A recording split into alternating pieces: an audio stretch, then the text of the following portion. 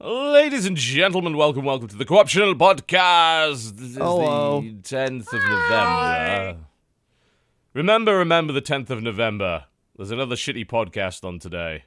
Mm-hmm. That's how the rhyme goes, if I recall correctly. Yeah? Yep. Yeah, thought so. As quoted by George Washington. Indeed. In his famous speech atop the hill, before he was shot by a Killed. man on the grassy knoll. Gandhi. Gandhi? Gandhi shot him down. You know, I don't think Gandhi was there. I think you're misremembering No, that's. that. I mean, that's what. Oh, I mean, yeah, that's that what was we were taught, That right? was the Civil War. I thought. It was the Yeah, that was it. Revolutionary War. Yeah, totally true. That was Lincoln shot him down. Yeah. I always get my history mixed up. Gandhi's like, the Confederacy is amazing, and Lincoln's like, fuck you. And that's Yeah. basically how the Civil War happened. And the I mean, vampires I'm attacked. not sure that that's how it happened. Oh, and then the communist army came out of the sewers, right? They had been underground for a really long All right, time. first Yeah, the off, Rat Men. That was World Uh-huh. War Yeah. One. Oh First off, God, I'm sorry, I get so confused. Everyone knows that Lucky Lindy flew the Spirit of St. Louis across the Atlantic with Amelia Earhart, single-handedly ending the Civil War and causing the boycott of Chinese fish. I thought it was the Wright brothers. That's what I Wright thought. brothers, the Wright brothers were the guys who invented the hula hoop. Ah, Whoa.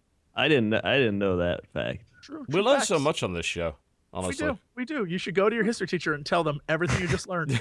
Yeah, try to paper. I on it. got D's in school. I was just Yeah. waiting You're a for a product follow. It was of like, the American D's education nuts. system. But Crendor just wasn't on point enough for that. Welcome to the Co-optional Podcast. We do occasionally talk about video games. Coming up in the show, we're talking about the games we've been playing this week, and mostly about BlizzCon, I think. So don't just gonna sit there just feeling left out, I think. That was the plan. Okay, I That's a read good lots of plan. stuff, That's so I a can great plan. sort of be involved. Yep. Yeah, this is like the people who have Overwatch stream. Mm-hmm. I Except- don't. Except that, everybody but one person. Well, That you has didn't go to Overwatch. BlizzCon. They knew you weren't Oh, going to go. Oh, please. Oh, PLZ. As if everybody at BlizzCon got beta keys. They didn't. We did. We all got beta keys. It was No, super you secret. didn't. It was super secret, and they didn't Yeah. want to. They didn't announce it. It's true. Absolutely. There was a Didn't. card. There was a card in your bag Yeah. that said, "Keep this a secret. You're getting a beta key." No. Yeah. Ooh, no. It happened. God knows. God knows you're lying. What do you're like, oh. Oh, You look like the people on like the benches in LA. what? It's the people like you drive by in LA on the benches. They're just like The bench "Ugh." people. The bench people. Like, and You you can even tell. come from a cold place, and you're like, man. No, people they're not. in oversized not. sweaters. Am I Man, right? those bench Shady. people. They're not Shady cold though. They're shit. just going through like drug problems. Seriously, I don't know why you're insulting the bench people. They held a brave not resistance insulting against the them. communist rat men that appeared from They the sewers did. in the Listen, dark I times. respect They them. are the Everybody bravest of us. else fled to airships. They were the only ones who stuck around and fought. Yeah, That's how we I'm got not- out We owe of them our the lives. 60s. wielding That's how we got out actual of the benches 60s. as weapons. They Yeah. fought to the last man. Listen, I'm Incredible. not insulting them. I respect them and everything they stand Your for. And if parents I were probably- one of them, Your parents probably fought with them, Crendor. They if I probably were fought with one them of them, during the I Great would Rat be in the People same War of situation. 1967. I'm just saying she looked like one. That's all I'm saying. Can I just say I want that all taken out of context? Like, I'm just saying she looked You like, look like one. She looked like one. She looked like one. I don't know. I'm just saying she looked like one. Mhm. That Oh doesn't. my. It doesn't matter what that goes with. I just want that little clip.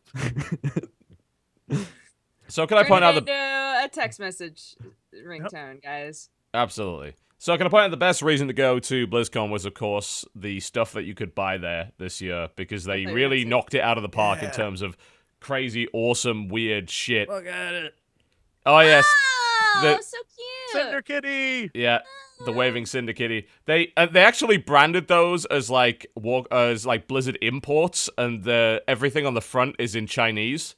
Everything I on the believe back is in poor English. It was amazing. Yeah, they deliberately did that. So I mean, they had a full like really expensive, nice like Warcraft Mahjong set that you could get, which is like $250 or whatever. but no one knows how to play that game. So No, nobody does. They ever made a?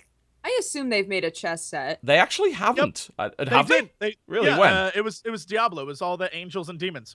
When did Oh, that that happen? sounds cool. Two Wait, I wanna look that up. BlizzCons ago. You Really? can I've never look seen it up that. on eBay. It was sold out instantly. So Yeah, I imagine it would Actually, Oh yeah, that's right. they I still have the remember that. pieces, just not the board anymore. But you Oh, can go on the shit. Blizzard store and find the pieces for it. be. Mm, But they don't have the board. that's pretty cool.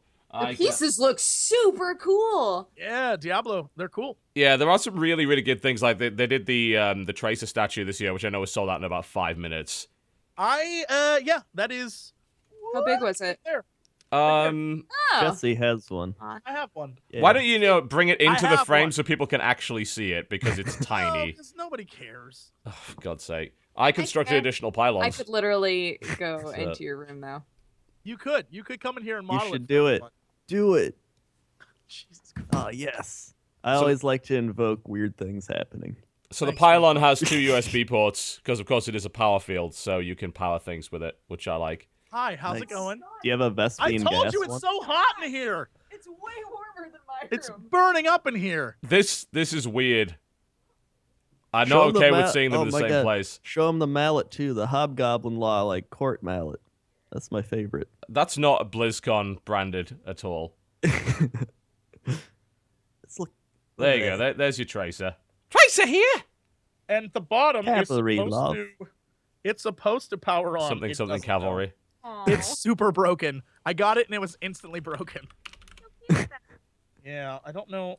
I wanted the Reaper statue, but I don't think they're done with it yet because they were showing it at the showcase, and it looked like it was unpainted and kind of incomplete. So I guess that's something Yeah. they're going to do at some point. Yeah. Just making as many statues of those characters Hunter as is now possible. sitting in my room. Because I mean, I'll be honest, I'd probably buy most of them. Yeah. I Cheers, did. love. Cheers, love. Buy my oh, yeah. fucking statue, you wanker. I was Cheers, talking love. with Cavalry's here. Whee! I like the little Talking- boy.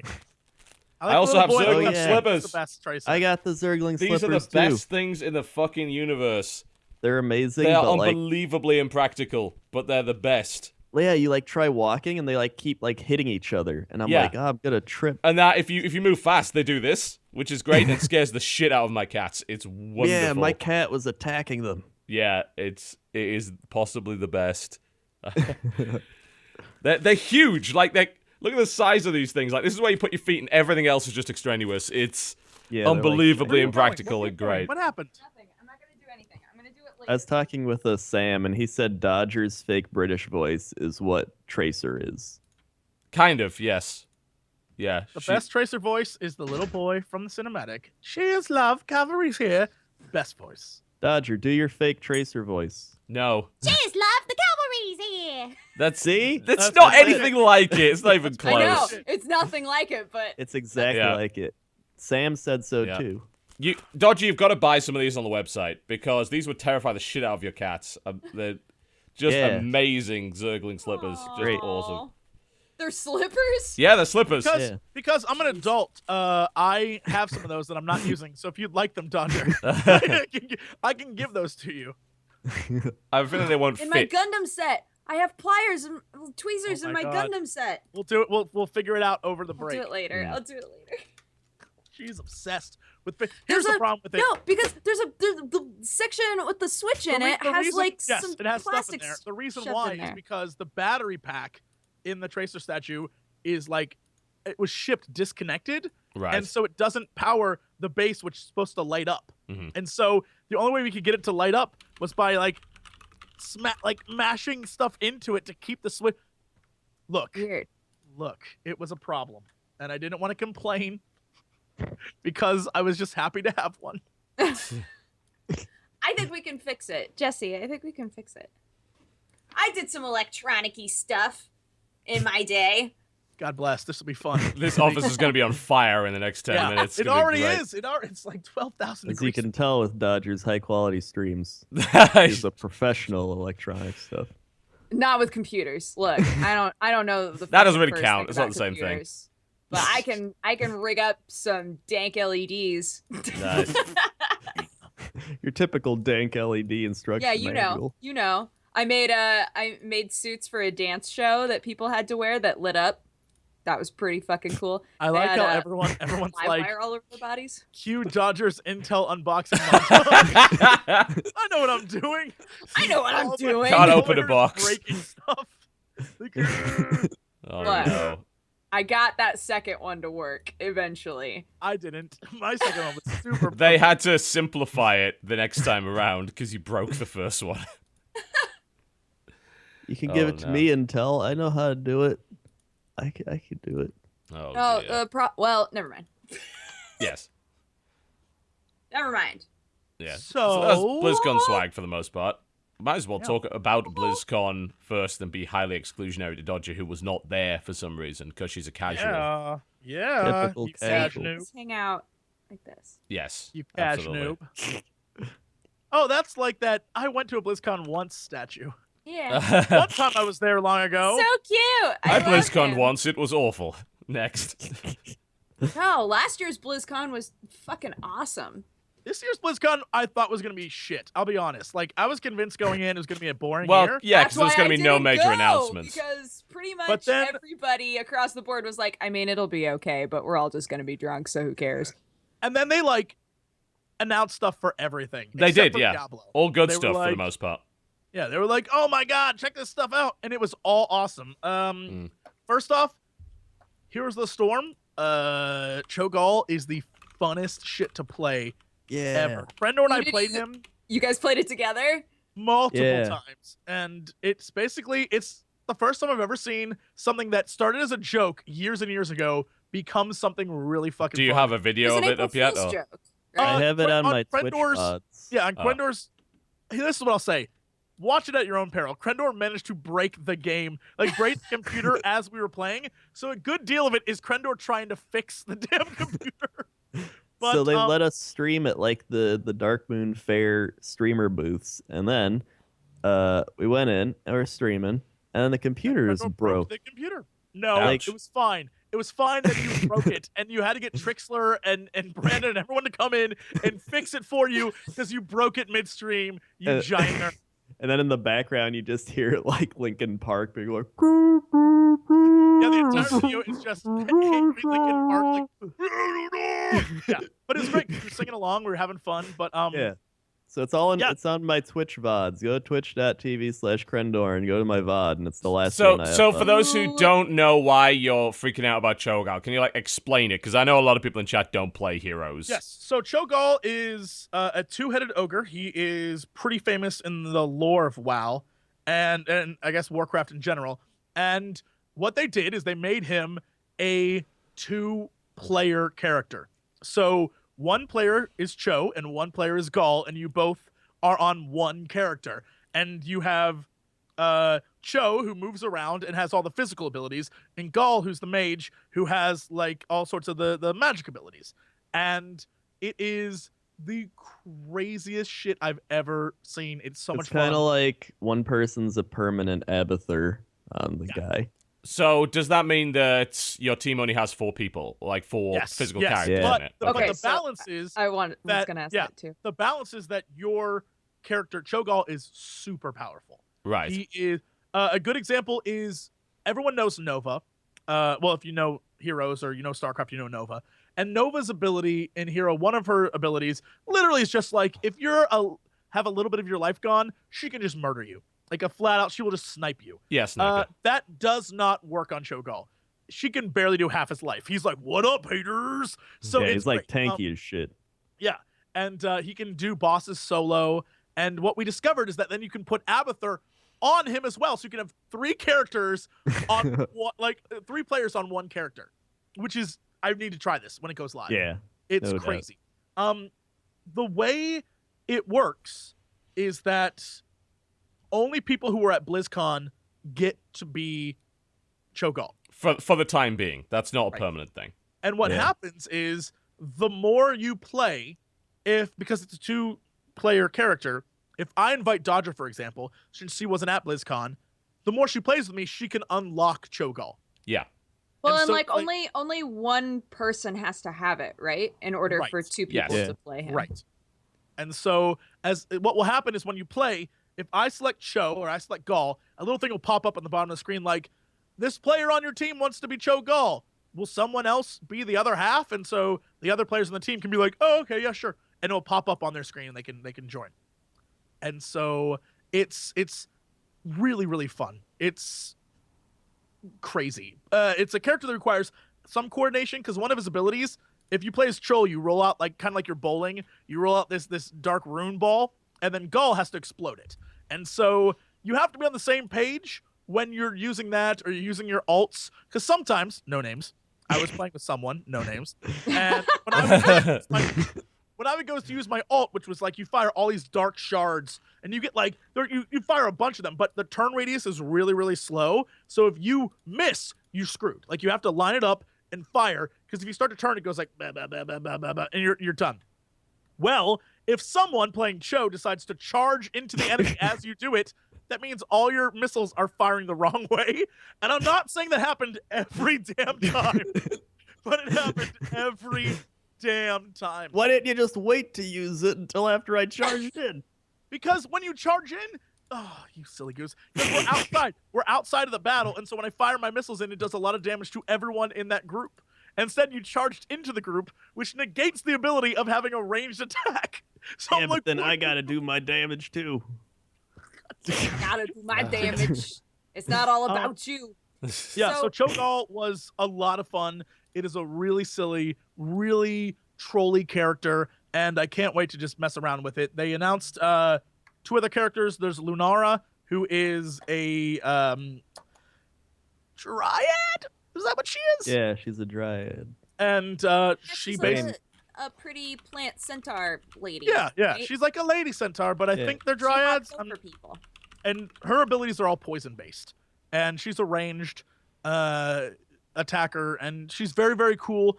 I like her much more. She doesn't really have a get out ability. Like if she has no run or no Z ability. She has no mount, but she hops 20% faster than normal people, which is okay, but she has no escape. And that's why one of her alts is like a super jump. Like she can just jump out.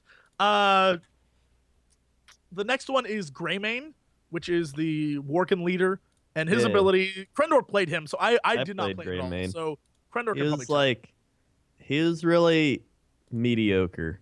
Like I feel like he needs to either do more damage or take less damage. Cause like so like you start out your Greymane. He's kind of like Valo, where he's just like boom, boom, and he like shoots his gun, and he can throw like a flask potion thing that damages people, or he has something that's like speed up your attacks, so he's like fires faster. But then his E ability makes it so he turns into like a bear druid from WoW. Except And he's then, yeah, except it's a wolf. And so then in that mode, you can like, I think your Q like dives at people and you like swipe them, and then his W like attacks faster too. But the thing is, like the transition between both of them is like doesn't feel smooth, or it feels really weird. And when you go back and forth, like you take damage really easily. Like people just like, oh, he shifted into the bear thing, kill him now, because he like can't get away, and you're just like, well, shit. Can you just And say then- the bear thing? Or yeah, well, it Q's feels in the like- name Worgen, by the way. It feels like Not a bear. Baggin. No, the thing is, it feels like a bear tank in WoW. That's why I Okay. keep saying it. It doesn't feel like I'm a Worgen. And then you have an ultimate that's Oh kinda my like, god, I'm sorry, I just saw the Master Greymane skin, and if that is not a fucking spitting image of a witch hunter from Warhammer, then I don't know what is. That is really similar. Yeah. And oh yeah, then there's he has an ultimate that's pretty much Warwick from League of Legends. Yeah. Where you jump on someone and he just like mauls them, Shreds and them, if you kill, yeah. and if you kill him, you can like go on to someone else. So it's like an assassinate type thing. Holy shit, Ringmaster Greymane, where you turn into a circus lion. That Yeah. is kind of great. there's I'm trying to think what else and there's going to be arenas The now. arena. So Yeah, so tell me about this Sorry, arena Smite. mode, Oh, because yeah. this arena mode, I mean, it doesn't, because people are like, oh, it's like Smite. Well, it's like, yes, but it's, It's what a I was lot seeing in the, sillier. yeah, it It's- seemed like it was a lot sillier than that. Like, how does it work? yeah. So we did not get to play it. It just didn't exist on the show floor. Maybe it did, but we didn't get to actually play it. Was it on the show floor, Crendor? Do you know? I don't think so. I think it was just the new characters. I could totally be wrong though.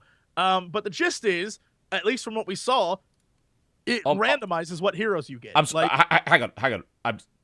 Does Cho'Gall carry the horse? Yeah. Yes, Cho'Gall yeah. Oh doesn't my ride it, God. He carries it, but he moves faster. Oh my! Actually, This is the you don't have best to do thing it to that way. ever happen. You don't have to do it that way because when you go to the mounts, it shows you Holy the carried fuck. version and it shows you the mountable version. So you can actually still mount stuff. So you can mount the little the treasure goblin and have Cho'Gall on this little tiny baby treasure goblin, which is hilarious. Yeah, Yeah. it was pretty great. He carries his mount. That's the but best. The way I'm it sorry. appeared that arenas would work is that it randomizes stuff, and so you can have crazy things happen. Yeah, because I saw in the trailers like, hey, here's 5 Illidan's. Yeah. Just And then it was Illidan, like, and Illidan, another Illidan. 5 Illidan's, and it was 5 Illidan on 5 Illidan, which was very funny. And I think it's just going to be a crazy have fun mode, which I like. I like that that's the way they're going with it. In fact, I like that they put Cho'Gall in. I like that they're like, here's the deal. We understand we're not the hardcore MOBA. We get that now, which I think is so good. It's because about that's the way time they kind of recognize that. That's Yeah. the way they started, and they were like, "We're not gonna be hardcore." And I think there was a brief moment. They're like, "We can try really hard." And get in this, Esports. ESPN 2. And I feel like they just realized, you know what? Let's have fun, which is so good. I'm so thankful for that. Do you think that it can still be a competitive game, or at this point is there just too much stuff in it that's No, like it'll still be competitive. fucking It'll weird. still be fine. If Hearthstone could It's be a like- fucking competitive game yeah. with all the bullshit It's that like has, then Hearthstone. Heroes I guess can. so. If anything, it makes it better. I loved the fact that Cloud9 was like murky plays. I was like, thank you for doing something silly and fun. Like, I love the fact that exists, and I think that's why people like Hearthstone as well. Is that you can sometimes crazy shit can happen, and it's not.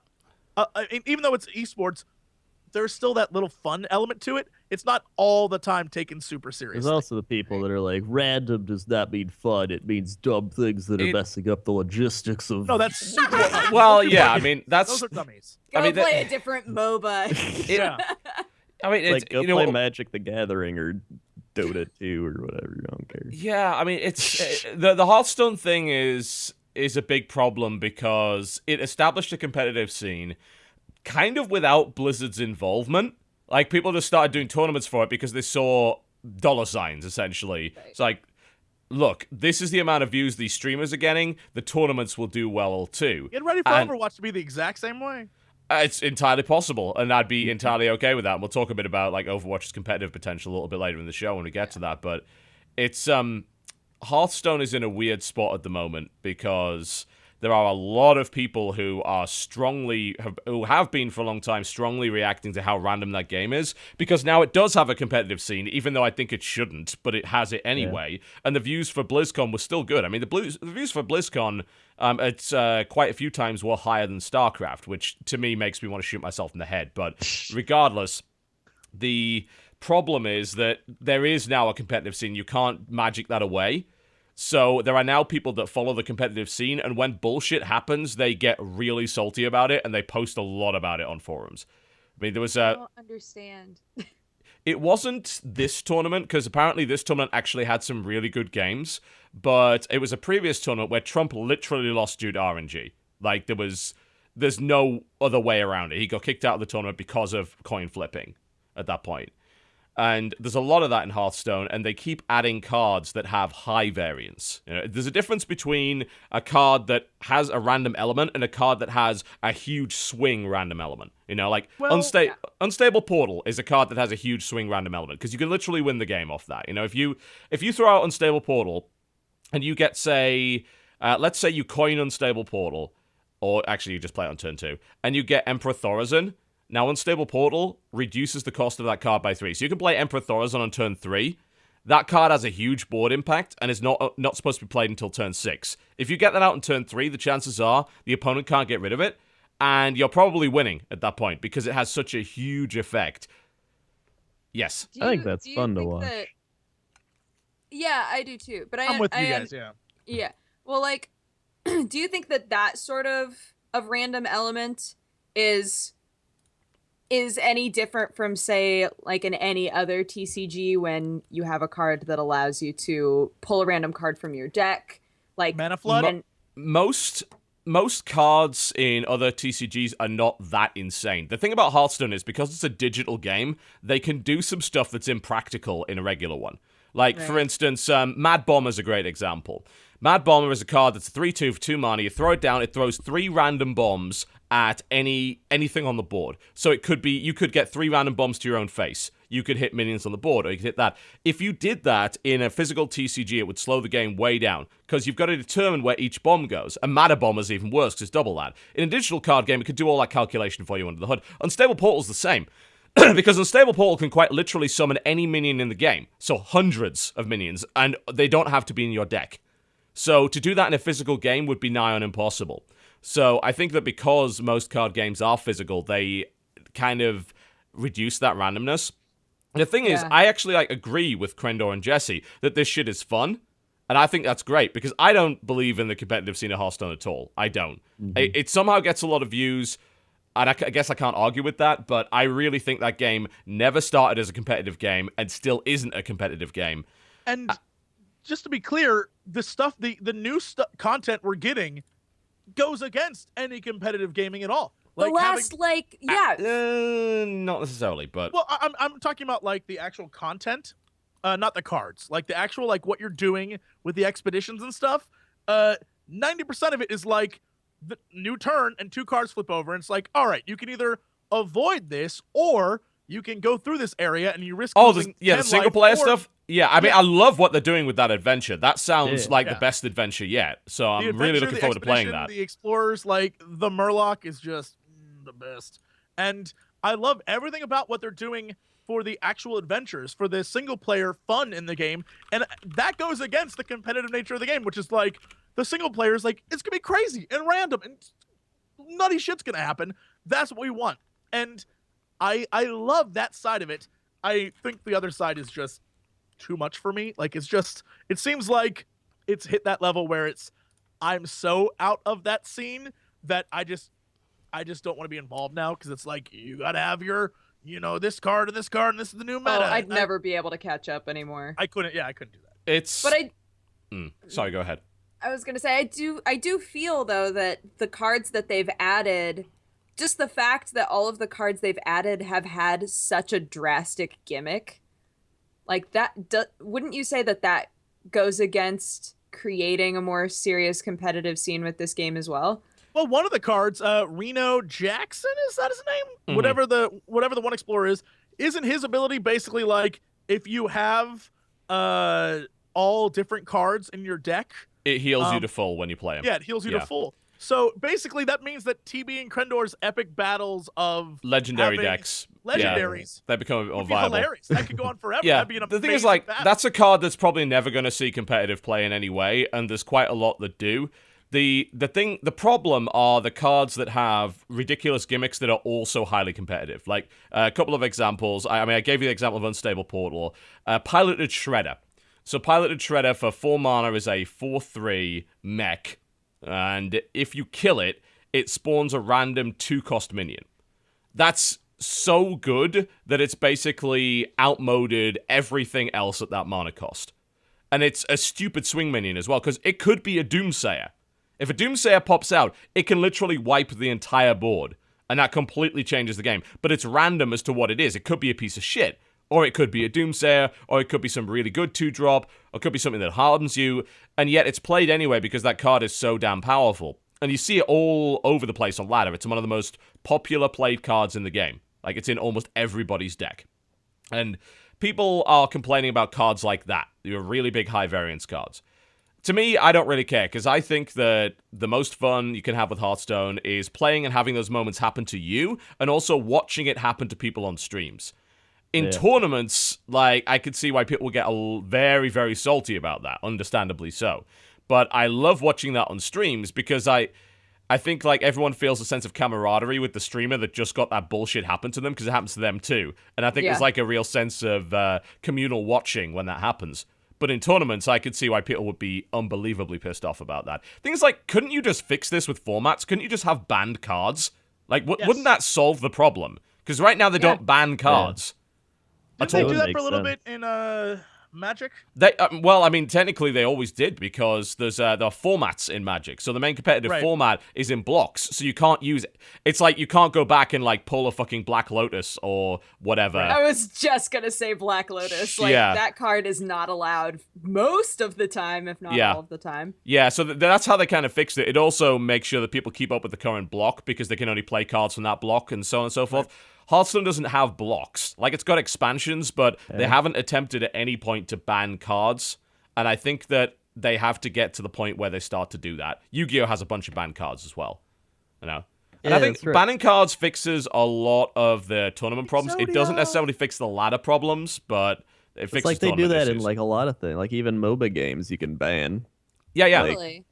But normally isn't that in a format of...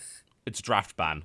It's reactive. Yeah, it's a draft ban, right? Versus the game being like, all right, but wouldn't that be great if in Hearthstone at the beginning it was like, I'm going to ban your Thrall, or I'm going to ban your, like, you can ban just straight like do a draft ban of each other's cards. Yes, it would take forever. You know, there's a reason why they can't do that because it would take forever to do.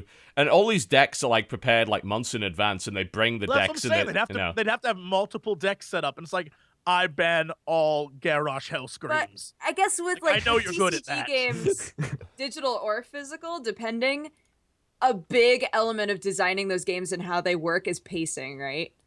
Figuring out how to make it so that the game is constantly moving. Yeah.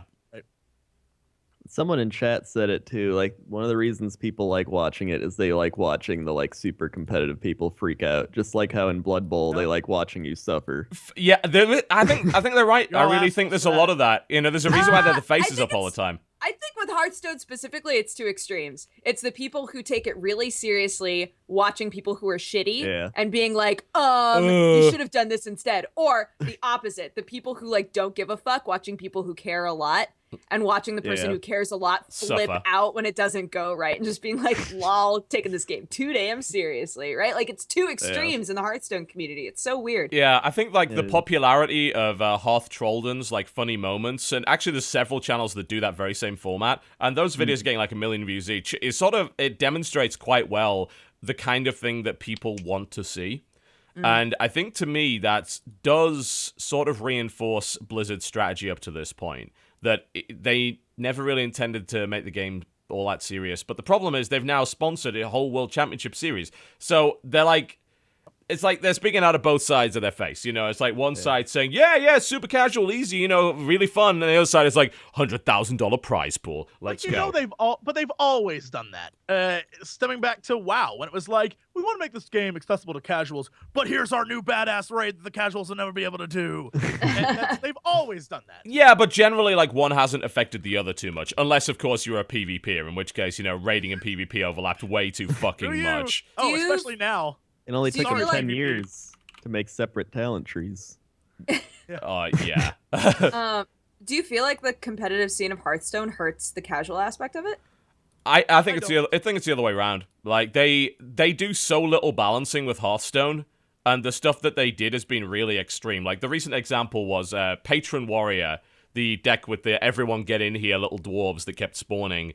There was one card that was key to this kind of one-turn kill that you could do with it. They didn't just nerf that card, they made it basically unplayable. It's awful now. Like, it's one of the worst cards in the game. So instead of tweaking it, they just smashed it with a hammer. And they do quite a lot of that, and they really don't balance the game all that often. Currently, there's a deck that people are complaining about called Secret Paladin. There's a card called the Mysterious Challenger, which is a 6/6 for 6. You play it, and what happens is you've got secrets in your deck as a paladin. It can bring up to 5 secrets out of your deck and play them instantly. So, like, the way that I did it, I'm a little bit responsible for this deck, and I'm very sorry. Like, I was only partially responsible. There are other people doing it as well. But I had it so that I threw out that card, and it summoned 5 secrets instantly. And that card is really, really strong, and a lot of people are turning around and saying, oh, fuck Secret Paladin. And a lot of Secret Paladin actually doesn't require any real decision-making, because there's an optimal order of play. Yeah, you should play it. Yeah, the second that I heard people talking about it, I was like, I assume this is a paladin who just has a bunch of secrets, yes, right? Like, but... And I went and looked up somebody using, like, a secret paladin, and Mysterious I was like, Challenger. That's so shitty. Yeah, it's like Mysterious Challenger and Secret Keeper and all that sort of thing. Like, they're really, really strong, and honestly, a lot of people are now complaining about that deck, but this, like, it goes in cycles. A lot of people find the strong deck, and then they complain about it and say it's ruining the game, and say how everyone's gonna leave, and then the next one comes up, and all that sort of thing. Secret Paladin is totally beatable. The problem is that a lot of people get very salty when there's an easy deck that's very strong. Because they're like, oh, well, I play a more skillful deck, and I have to play harder than you to beat you, and that's not okay. It's literally like playing at like an FPS game and using like a good like popular gun and being like, well, I don't use the easy gun. I use like hardcore sniping. I think there's going to be some of that in Overwatch eventually when it comes out, because there's a lot of that too. But obviously we'll get onto that later. But I think that honestly, it's. I just don't know kind of what the solution is, because you've got to let the metagame develop, but simultaneously, Hearthstone is so based on net decking, and people just get decks off Hearthpwn and just play them and don't make their own. Mostly because it's impractical to make your own if you don't have all the cards, Yeah. And getting all the cards is ridiculously expensive. So people are like, shit, all right, what can I make out of what I've got that works? What's a cheap deck that I can build? So you get a lot of these decks come out. And Secret Paladin is quite cheap too. Like where the tavern brawls where you got to make your own deck. I hate those. 'Cause I'm like, God, someone's already like calculated the best possible deck you can make, and they're just like, they have. It's like that's why I do like the ones that are either random or preset decks. I think it's Nefarian versus Rag again this week. And that was great fun. I love that. I just want more of that, like boss fight versus boss fight. I love that. I like those too. Those are my favorite ones. Then I don't have to like spend time being like, well, now what goes in this deck? I can just be like, play. Yeah, just hit play and have fun. Yeah. I like that. But what did besides new cards and stuff, they released the League of Explorers, and that's the adventure. That it's going to be launched on Thursday, which is really silly and really fun. It's really fun. You don't, as far as I could tell, because I think Crendor and I, you played it as well, right, TB? Yeah. I actually didn't get a chance. Weirdly enough, I spent most of BlizzCon at the NVIDIA booth, and I was playing people, and they had to beat me for prizes. So that's why I was there for the most part. So the way it works is you're not fighting another character or player. You're fighting an environment. Yeah. So you are in a dungeon, and the dungeon randomly gives you another thing. So it's like you found a weird pool, or you found this, or you found this. It's got to choose your own adventure, right? Yeah. And so things are caving in. So you have 10 turns to get out of the dungeon in the demo that I played. And so it'd be like, all right, well, you found a crazy pool. You can wade through it if you want. You can go around it, and that's fine. You don't take any damage. Or you can wade through it, take 10 life points off, but you get out of there sooner, and you get 2 turns taken off of how long it's going to take to get out of there. Uh-huh. So it's all about, like, can I make it? Can I get out of this thing? It's a lot of fun. And then, of course, there's the Golden Monkey, which is this oh my God, yeah, wonderful trolley item that first you have to find the map. Yeah. Then you have to find the golden. You have to go through this whole process, and then when you draw the Golden Monkey, it makes all of your cards legendary. Yes, it turns all your cards into legendary cards. That is hilarious. There's the Explorers League. So it's Bran, this guy Reno, this elf Starseeker, and then this Murloc, who is in a explorer's hat with a monocle and pants, and it's hilarious. And he has a British accent, so it's basically the best thing I've ever seen.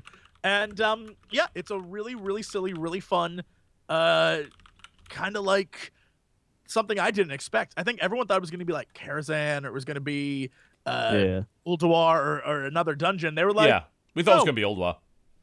We're going to do something crazy fun. And it actually is really, really fun.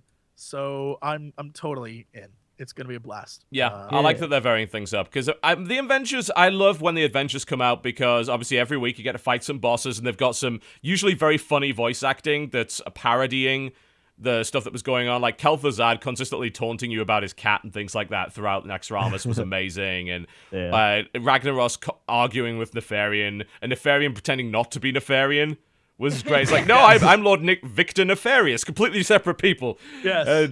So that was, I think, I hope they keep doing that, but the new Explorer thing does look cool. They have a new mechanic called Discover, which is kind of like doing a mini arena draft. So when you play the card, you discover something, and it shows you 3 cards, and you get to pick one. So just like arena drafting. There's a 1-cost legendary now. I think it's a 1-cost legendary Murloc that lets you choose from one of 3 basic hero powers. So maybe you're a mage and you've got Fire Blast, and maybe you can get Life Tap instead, or whatever. I did that in the mode, and I was like, I'm gonna play him, and I'm like, well, I get a new hero power, and then I picked the Hunter one, and then I realized that it's useless in that game mode because you can't attack the 8 turns left thing. Oops. I picked the fun that was 2 shield every turn so that I could live. And I still didn't beat it. I died at like 1 turn left. I was like, no! So that's how bad I am at that game. It looks like a lot of fun, actually. And they've put a lot more cards in it this time. Usually it's 30 cards, it's 45 this time. And it's actually cheaper, too. Like, the adventure, I think they calculated that the card cost, like if you were to buy the whole thing in gold, is actually half of what the previous ones was. So it's a lot easier and cheaper for people to get it. So people are going to be hopefully less pissed off about being behind or whatever. Yeah. How have the numbers been for Hearthstone in terms of players? Apparently they're still going up. Yeah. Really? Ever since they put it on phones, they've been killing it. Like, I bet. Really I bet popular. Yeah. Like when we were sitting at the main hall thing, I think like half the people in front of us were playing Everyone Hearthstone was just like on their phone. their damn thing the entire time. Well, that's the thing. I was talking with TB about, obviously I wasn't there this year, but last year, when we were sitting in the audience watching the finals for Hearthstone, everyone in that audience was just playing Hearthstone. And then just looking up every once in a while. While like kind of paying attention to the tournament, like, you know. I feel like that's what they do on the internet too. They're probably watching a stream while they play Hearthstone. I watch streams while I play Hearthstone. Yeah. Yeah. Yeah, it's a good thing to do while like the opponent's playing. I could just watch someone else playing and then get back to my turn later. So yeah, there's a lot of that. I don't know how many people are currently playing. All I know is like in August they said they were raking in $20 million a month in revenue from Hearthstone, which is pretty good for a free-to-play card game. Yep. The player count that nobody even cared about when it came out. It was so funny that people thought that, and I'm fairly sure that I did not think this, but if someone could go back and tell me that I'm wrong, by all means. But anyone that thought that game wasn't going to do well is an idiot. When I hands up, I will fully admit that at PAX East, was it? Whenever they had the announcement, I remember being in that audience and being like, oh, it's a card game. Great. Like, I was totally underwhelmed when I saw the trailer. I was like, is that really... I'm pretty sure I was like, fuck yeah, card game, absolutely. I was like, card game. Yeah, I was really underwhelmed when I first saw it, but color me convinced. It's pretty great. Man, now everybody's making card games. Dang. Yeah, that's true. The Star Wars card game. The Elder Scrolls card game. Enough. It's like Hearthstone mixed with Magic mixed with like this other thing. Yu-Gi-Oh! You gotta get this guy called Luxodia. Why the fuck is everybody suddenly back into Yu-Gi-Oh? How did that? What happened there? What was the catalyst? I was really for into people to suddenly Yu-Gi-Oh start in like playing 8th Yu-Gi-Oh? grade. Wasn't there a recent grade. Yu-Gi-Oh video game that came out that was apparently quite good? I don't know about that. I know a bunch of people who suddenly are like, yeah, I'm getting back into Yu-Gi-Oh. Got all my old cards. I'm like, what? Why? You know a lot I of still hipsters, have though. my Yu-Gi-Oh So that's cards. like, Yu-Gi-Oh Legacy of the Duelist is the latest one. I still have my Yu-Gi-Oh cards. Wait, do I have them like over here? And apparently Legacy of the Duelist is actually pretty good. Maybe that had something to do with it. I don't know. Oh, Yu-Gi-Oh. I don't think I have them over here. I've never played Yu-Gi-Oh at any point. Me neither. Yu-Gi-Oh's okay. It's not. I've watched my friends play Yu-Gi-Oh a lot, but I never got into it. Yeah, it's okay. It's okay. It's not terrific. It's one of those things that during the time you were like, Yu-Gi-Oh's awesome, but when you look back, you're like, Yeah. Well, like, here's the thing for me. When I realized that how epic it was to play that game in the anime was not what it was like at all to play it in real life, that I didn't get to yell, it's time to duel and have, like, monsters show up, I wasn't as into it. Like, I remember I'd watch the show.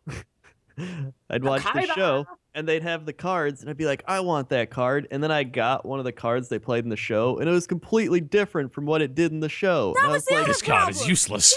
Yeah. Don't worry, Blue Eyes. Real. Through this. Like, I forget, it was like this mummy was wrapping up a guy, and I was like, oh shit, like the mummy wraps up the enemy and just kills him. And then I got it, and it's like, you skip a turn. It's just like something completely different. And I'm like, what? Damn it, Yu-Gi-Oh! God damn it, mechanical thematic abstraction. What the fuck? So, what else was majorly announced at BlizzCon? Overwatch. Warcraft. Well, should we do Overwatch after the break? Because we've probably got a lot to say about that. What about the Warcraft movie? Oh yeah, the Warcraft. They showed the trailer. The response to that has been so interesting. Yeah, it's tribute to the Doom. That was the card. I just want to say, someone posted a comment that I didn't I'm not going to point this person out. I'm not going to say who it was. Someone who was in the audience, who was another, like, we'll say influencer, posted a comment that all it said was, Legion cinematic better than Warcraft trailer. The Legion cinematic. I wanted to thumbs that up. I wanted to like it. I wanted to retweet it because I totally agree, but I didn't because I don't want to say nothing till I see the movie. Yeah. But with that said, the cinematic for WoW was so much more compelling than what I saw in the Warcraft trailer. And to me, what it says, and this is what I said a long time ago, I stand by it. I stand by it to this day. The only way you're making a video game movie is, one, if you're alienating the hardcore fans in order to make it wide audience, or two, you're focusing on what the fans want, and then no one goes to see it because no one knows what's going on in the damn thing. Yeah. And I feel like what they've done is they've created a wide audience film that it's either going to be something that turns out to be really, really good, or something that, because there's so much lore and they had to water down so much, it's going to be kind of bad.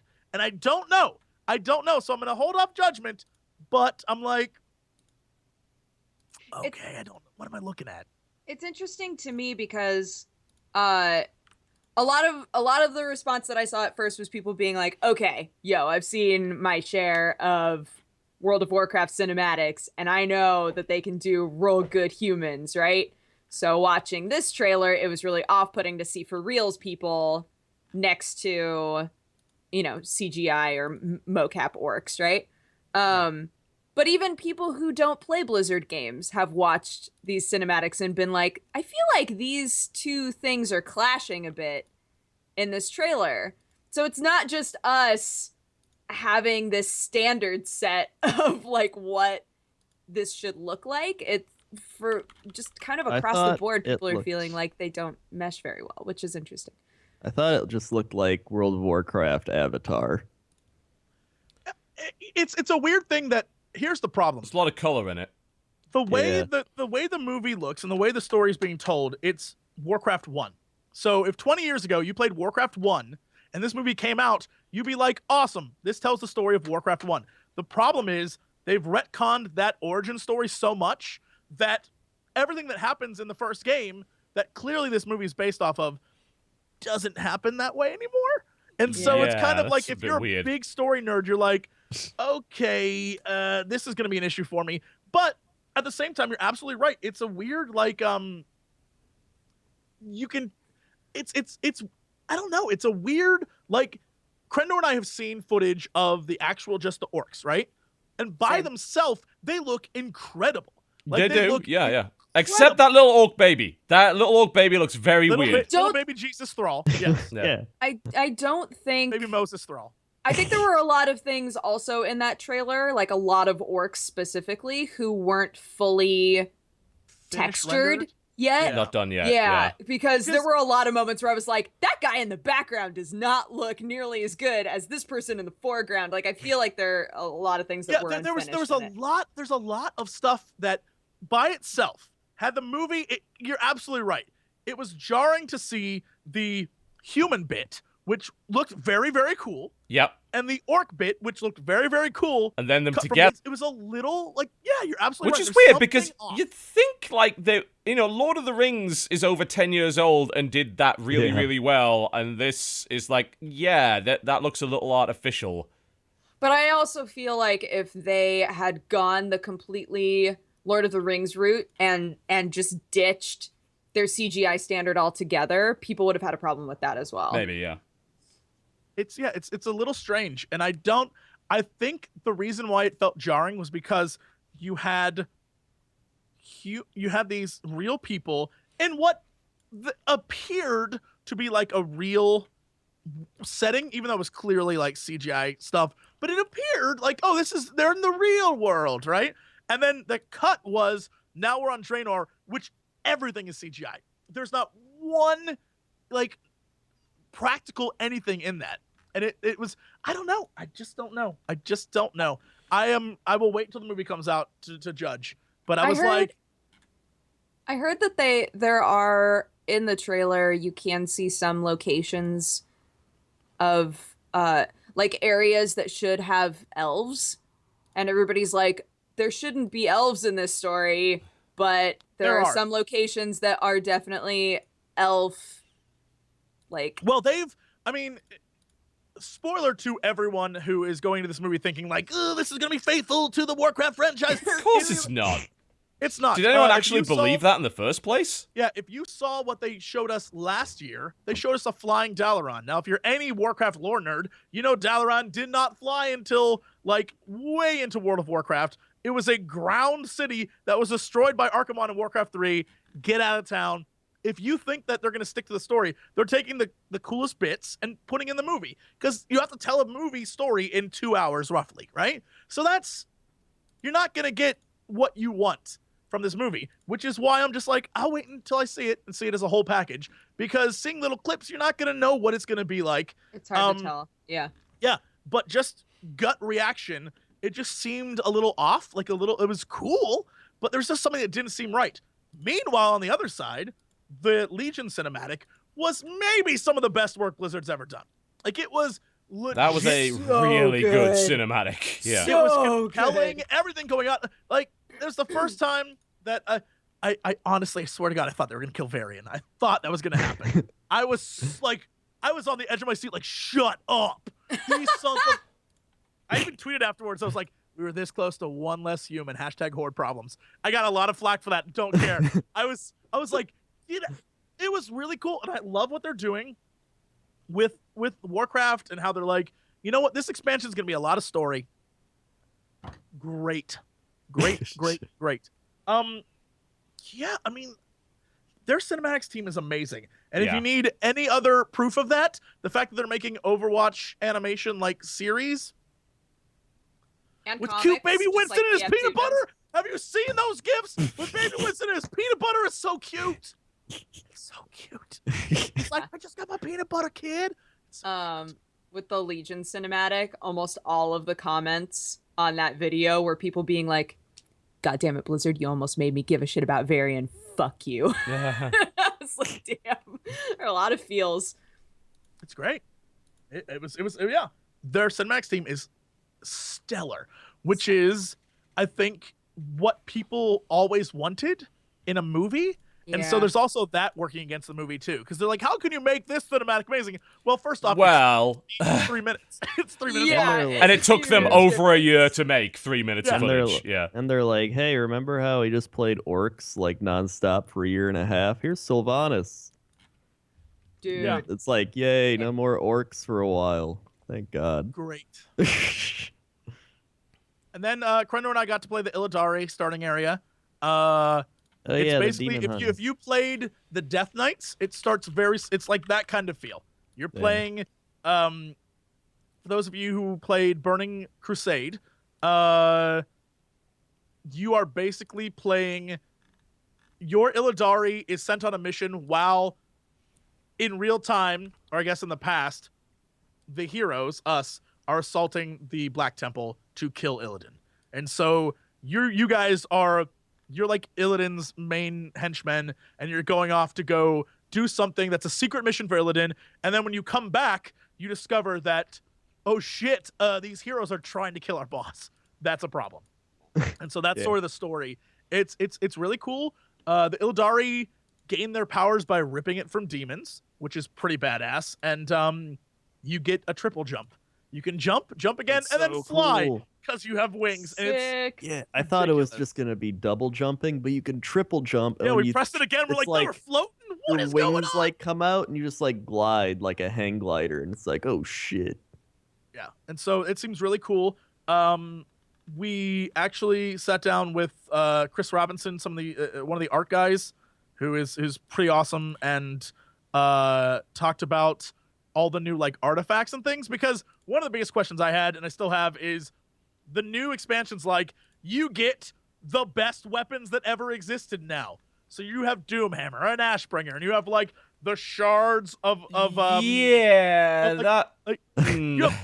have all these amazing weapons, and the question I have was like, okay, so after the expansion's over, are you replacing those with green? Like, these are the best weapons ever made.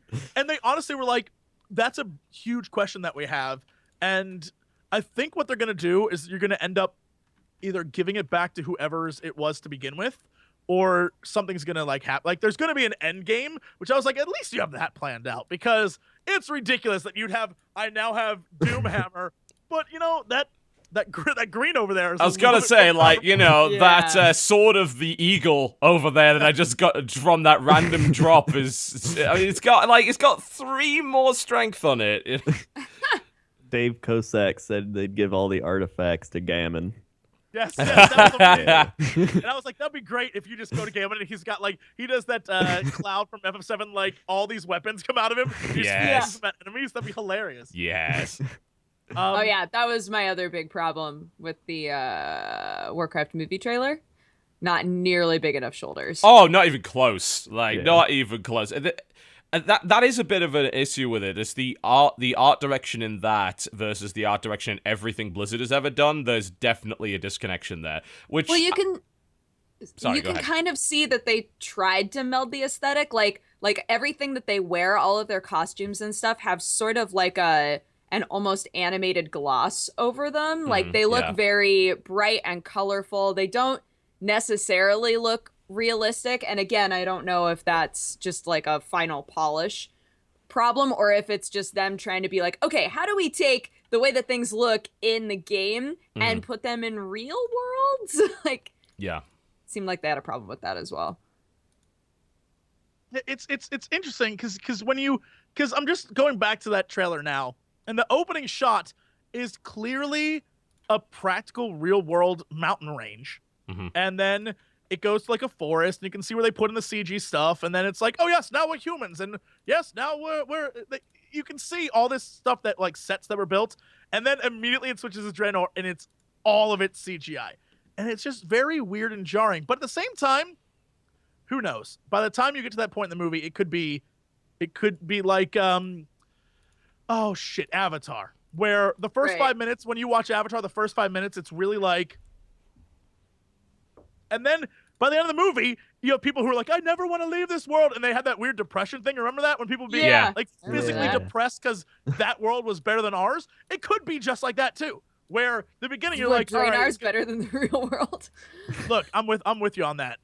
I proud member of the Horde from day one. I would go there. I'd go there and swim in the weird mushroom water. Yep. Indeed. All right, let's take a break, and when we come back, we'll talk Overwatch, and then we'll talk about any other games that we've been playing this week before we move on to the news. You are watching the Co-Optional Podcast. Don't go anywhere. We'll be right back. Ladies and gentlemen, welcome back to the Co-Optional Podcast. What the hell is going wrong with my screen? I can't unmute you because my screen's going crazy. Hang on. I'm working on... Wait, what the fuck is... Why would it do this? Okay, let's close this. Try this again. Yes, just mime for a second.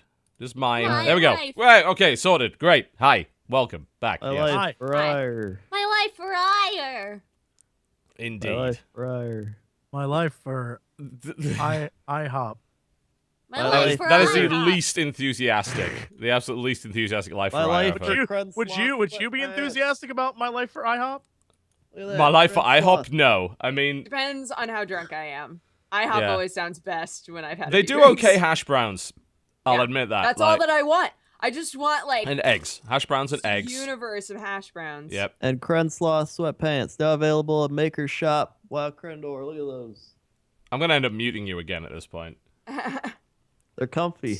I'm sure they My are. life for Crendor. My life right, for do- sweatpants. Do we want to talk I like about sweatpants. StarCraft, or do we want to talk about Overwatch first? I mean, Overwatch is something We that can round we off can with pound Overwatch. out. Yeah. All right. Yeah. Let's talk about Legacy of the Void then for a bit. Do it. Full disclosure, Yeah. we were paid lots of money to play that wasn't. game. I wasn't, Well, Yeah. and but I I- still haven't played it. to play If you one want aspect of to- it, CB, Yeah, to play the one co-op aspect. missions. Yeah, to play the co-op missions, we were paid lots of money to do that.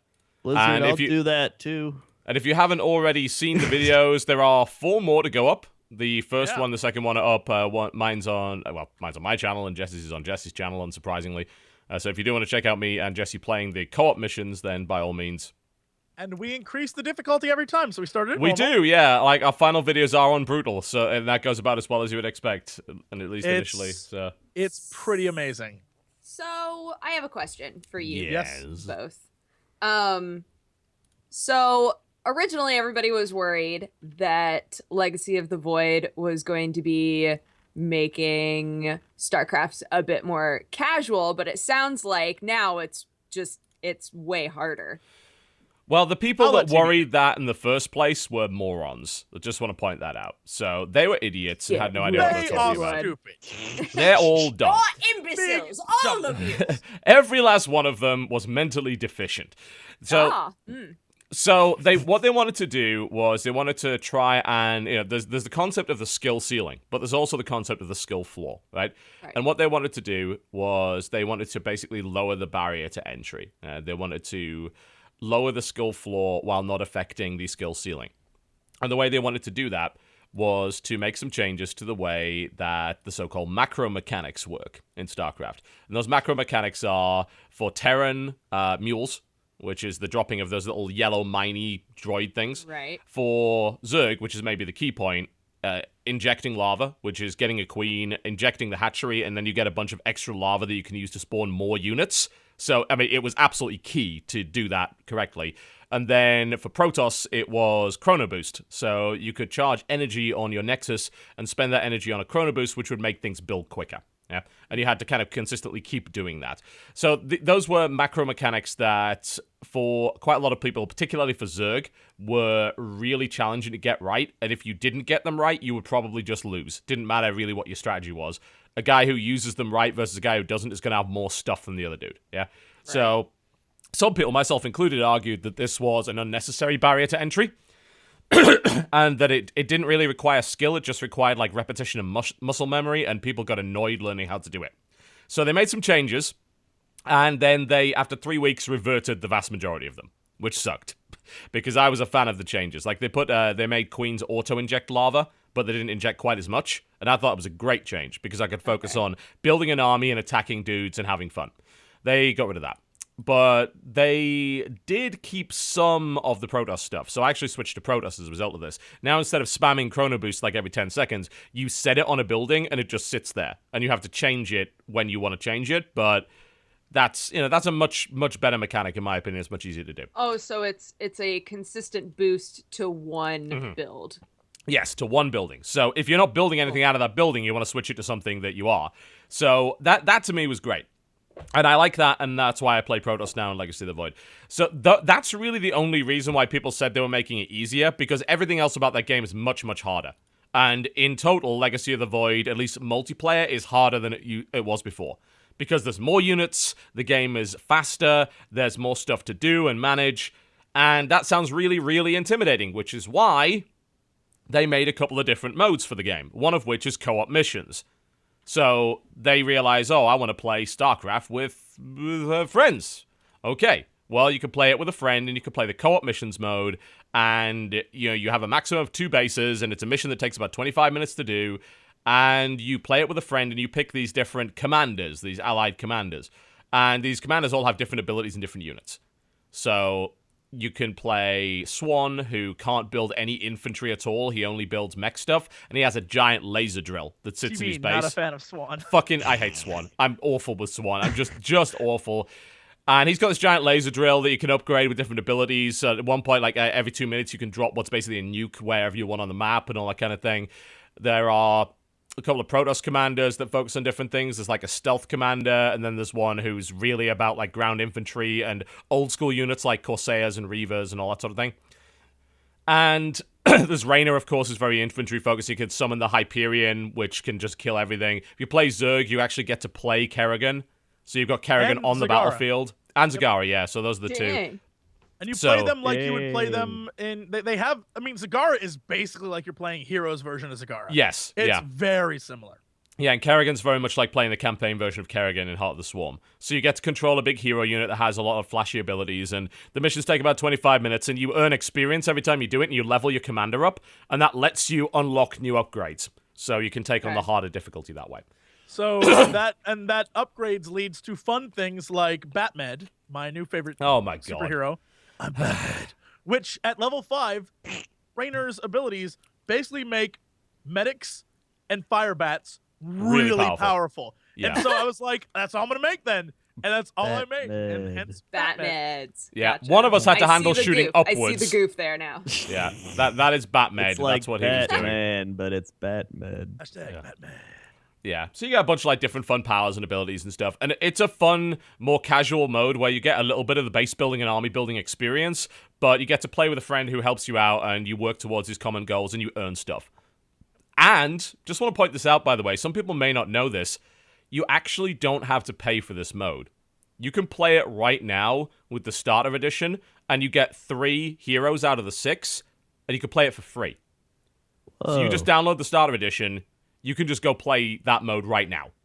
And obviously if you buy the expansion, which by the way is now standalone. Yes, I'm marketing for Blizzard here. I was paid to do this. Get over it.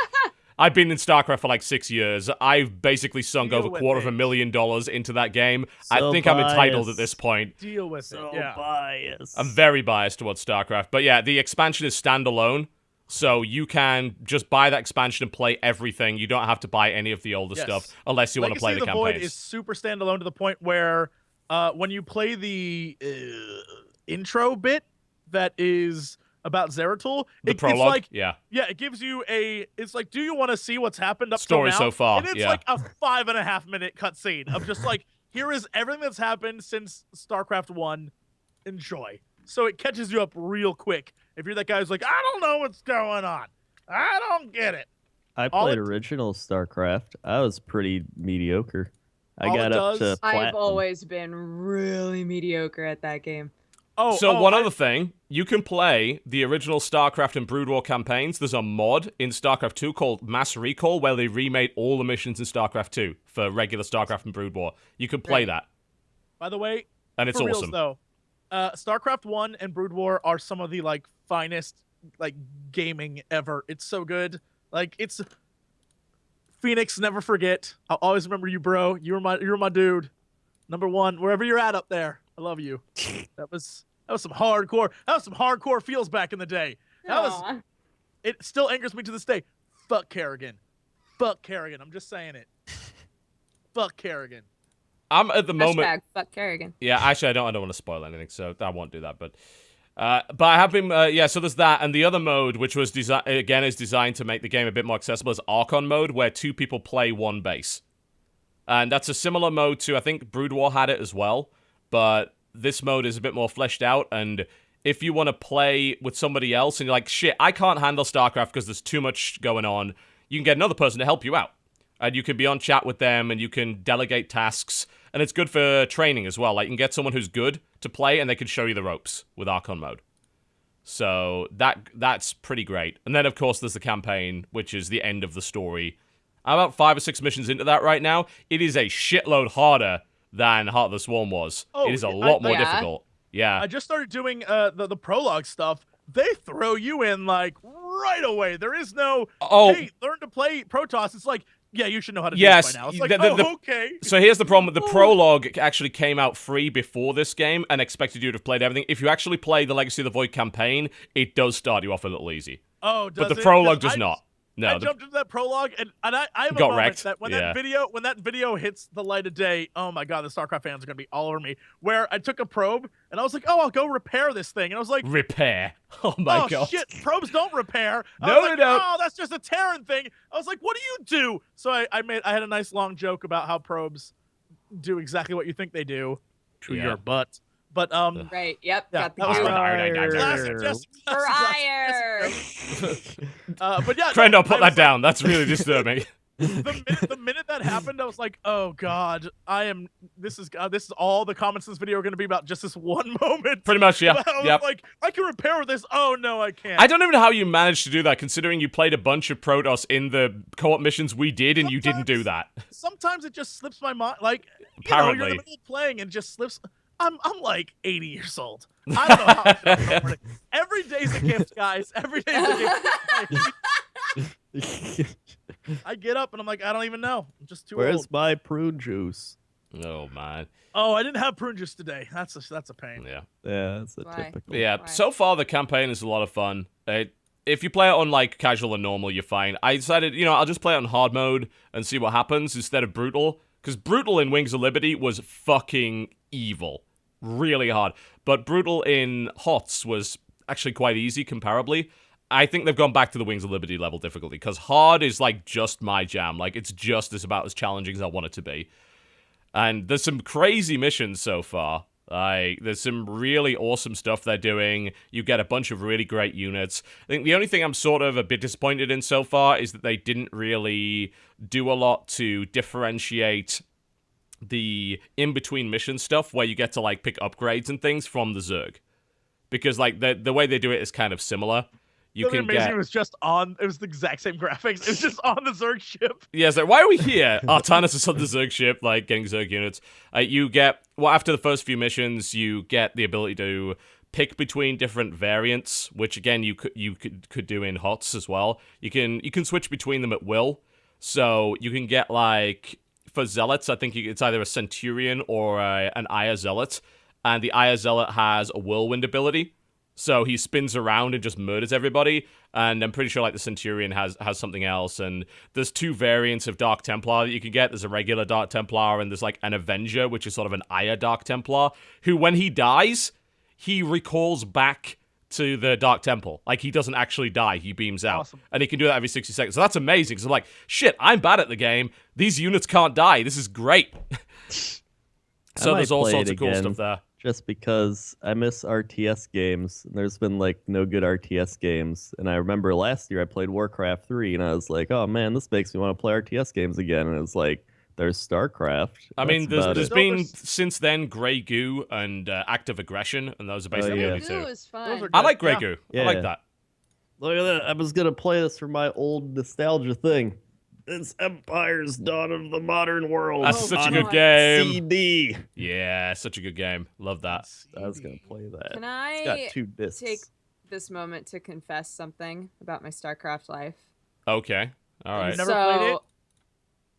I have played it. But StarCraft 2, the campaign, on the easiest setting, there was a side mission that I could never beat. And I've never beaten Which the one original was it? StarCraft 2 campaign. I my don't even God. remember. I don't even remember. So, like, I was just- it the lava one? Was it Because Zeratul ones? whoever Oh my designed the God! lava one, The lava sounds familiar. the one where you had to Lava lift one- all your shit up, and because that was the Yes! worst. That was Yes, awful. fuck that level. Oh my god. Yeah, and I was like, I can't beat That this. was like level 4. Wasn't No, it? it was much later on than that. It was like a weird side mission. I don't think it was even involved in the main campaign. And I I think was it was just involved like, like unlocking like the Spectre unit or something like that. I can't remember, can't- but Yeah, the Spectre do Spectre this. could jump up and over the cliffs and stuff, and it was real. It was no. What's that guy who can do that? The Jumpy Man, Jumperoo, Reapers. Batman. Reapers. ah yeah. yes, Yeah. Jumperoo. Ah, yes, Reapers. Spectre is Batman. a lazy man's Nova. Reapers. Yes, exactly. The Reapers, and that was like so how yeah. you beat that level. Oh yeah, I remember Reapers because when I was like playing So I just never multiplayer in beat it. StarCraft, all the Reapers were annoying. Cause I played Zerg and they just like Reaper and it's like I'm gonna kill your You shit. don't And need I'm to like, worry too much about that anymore. oh, Reapers got oh, nerfed into the ground. They oh. don't do any. They're still a little bit annoying, but you're not going to lose much to them. They're mostly just used at the start to scout and maybe kill like a drone, and that'll be it. And then Oh. once you get like your queen out, you're fine. So you don't have to worry That's about that nice. anymore. Maybe But, I can get past platinum. I can't believe you were even at platinum. Like, how the Yeah, hell dude. did that happen? I used to play RTS games competitively for like my entire teen years up until a while. That's Well- why you got those D's. Learning something new Yeah. every day. Yeah. Sweet D's. I learned all about history from like video games. D's grades, and you don't matter. Yep. All I'm saying is I can beat the average person at StarCraft, but if they go above average, then we gotta, then it's a different story. That bell curve's Yeah. So yeah, StarCraft's out, but I don't think we can talk much about it because super spoils. It is the last part of the Yep. campaign, so Although they also announced the like part of their content plans going forward, the support, because everyone was kind of worried. Oh, it's the last part, so Blizzard's just going to abandon the game. Nope. They announced the first mission pack they're gonna be doing, which is a Nova Covert Ops pack. Oh Aw. yeah, those things. I don't know how much about that I that's can smart. say because I've seen a shitload of cool stuff about that. Can I talk about that? I mean, I'm under like 5 NDAs for a lot of stuff I saw at Blizzard. I'm gonna say probably not then. Let me see. Let me see exactly I mean, what if you have they've 5 said NDAs, already. the Venn diagram that winds up with like things I can talk about must be so small. It's actually very annoying because I'm trying to remember exactly how what I was allowed to talk about and what I was not. Because I saw the little trailer, of course, but how did they trailer's talk cool. about it? Yeah, it was great. Like that was all in engine, by the way. Like Yeah. that's not even a cinematic. It just looks great. Oh yeah, that's what I should do a series called like Training for TB, where I train up to fight TB in a StarCraft match. If you were platinum back then, you probably beat me now. Wait, so- yeah, are you crazy? I probably could. Yeah, I remember I trained with what's that one StarCraft guy, Mr. something? Mr. Bitter. Yeah, I trained with him for a bit. Really? Wow. Yeah, I paid like $20, and he was like, "I'll train you in the Zerg ways." And he was like, "You're pretty good. You're just kind of slow at stuff, so you just Yeah. need I'll to keep train playing." you in the Zerg ways. You're pretty He good. did it, and Yeah. then it Does was he have like like an gold. old, long, white beard? And does he stroke it often? Just like, I mean, I shall train probably. you in the Zerg Long, way. bitter beard. Yeah, I'm looking at all the articles, and they know way less than I do about this Nova Ops thing, so I'm pretty sure I can't say what I was going to say. But they're fleshing it out, and what I will say is that they've got a mechanic in there which is going to encourage multiple playthroughs. So it's not just in terms of achievements and stuff. They have really different ways of going about everything. So if they're going to end up selling this thing, which one has to presume they will, they're going to make it so that you can play it multiple times and it won't just be like, hey, here's like 50 minutes of content. I mean, I'm sure it's going to be way, way longer than that, but yeah, so I mean, I Gosh, saw a Brenda, bunch you of that. had like this whole secret good. life. Yeah, dude. Before I became a YouTube famous star, I was mediocre at StarCraft. This is like when I found out that Oh, Sam so one person competitively played did see Smash it. Brothers. Oh yeah, Like, I It's a remember. secret life that you pretended never No, happened. mine was more. Sam's like, yeah, I lived in like China for 2 years. Then I like moved to the Swiss Alps. I was like, what? That's true. I did Sam has find. done lots of weird So shit. just to interrupt you, I did find one article that did seem to know these things.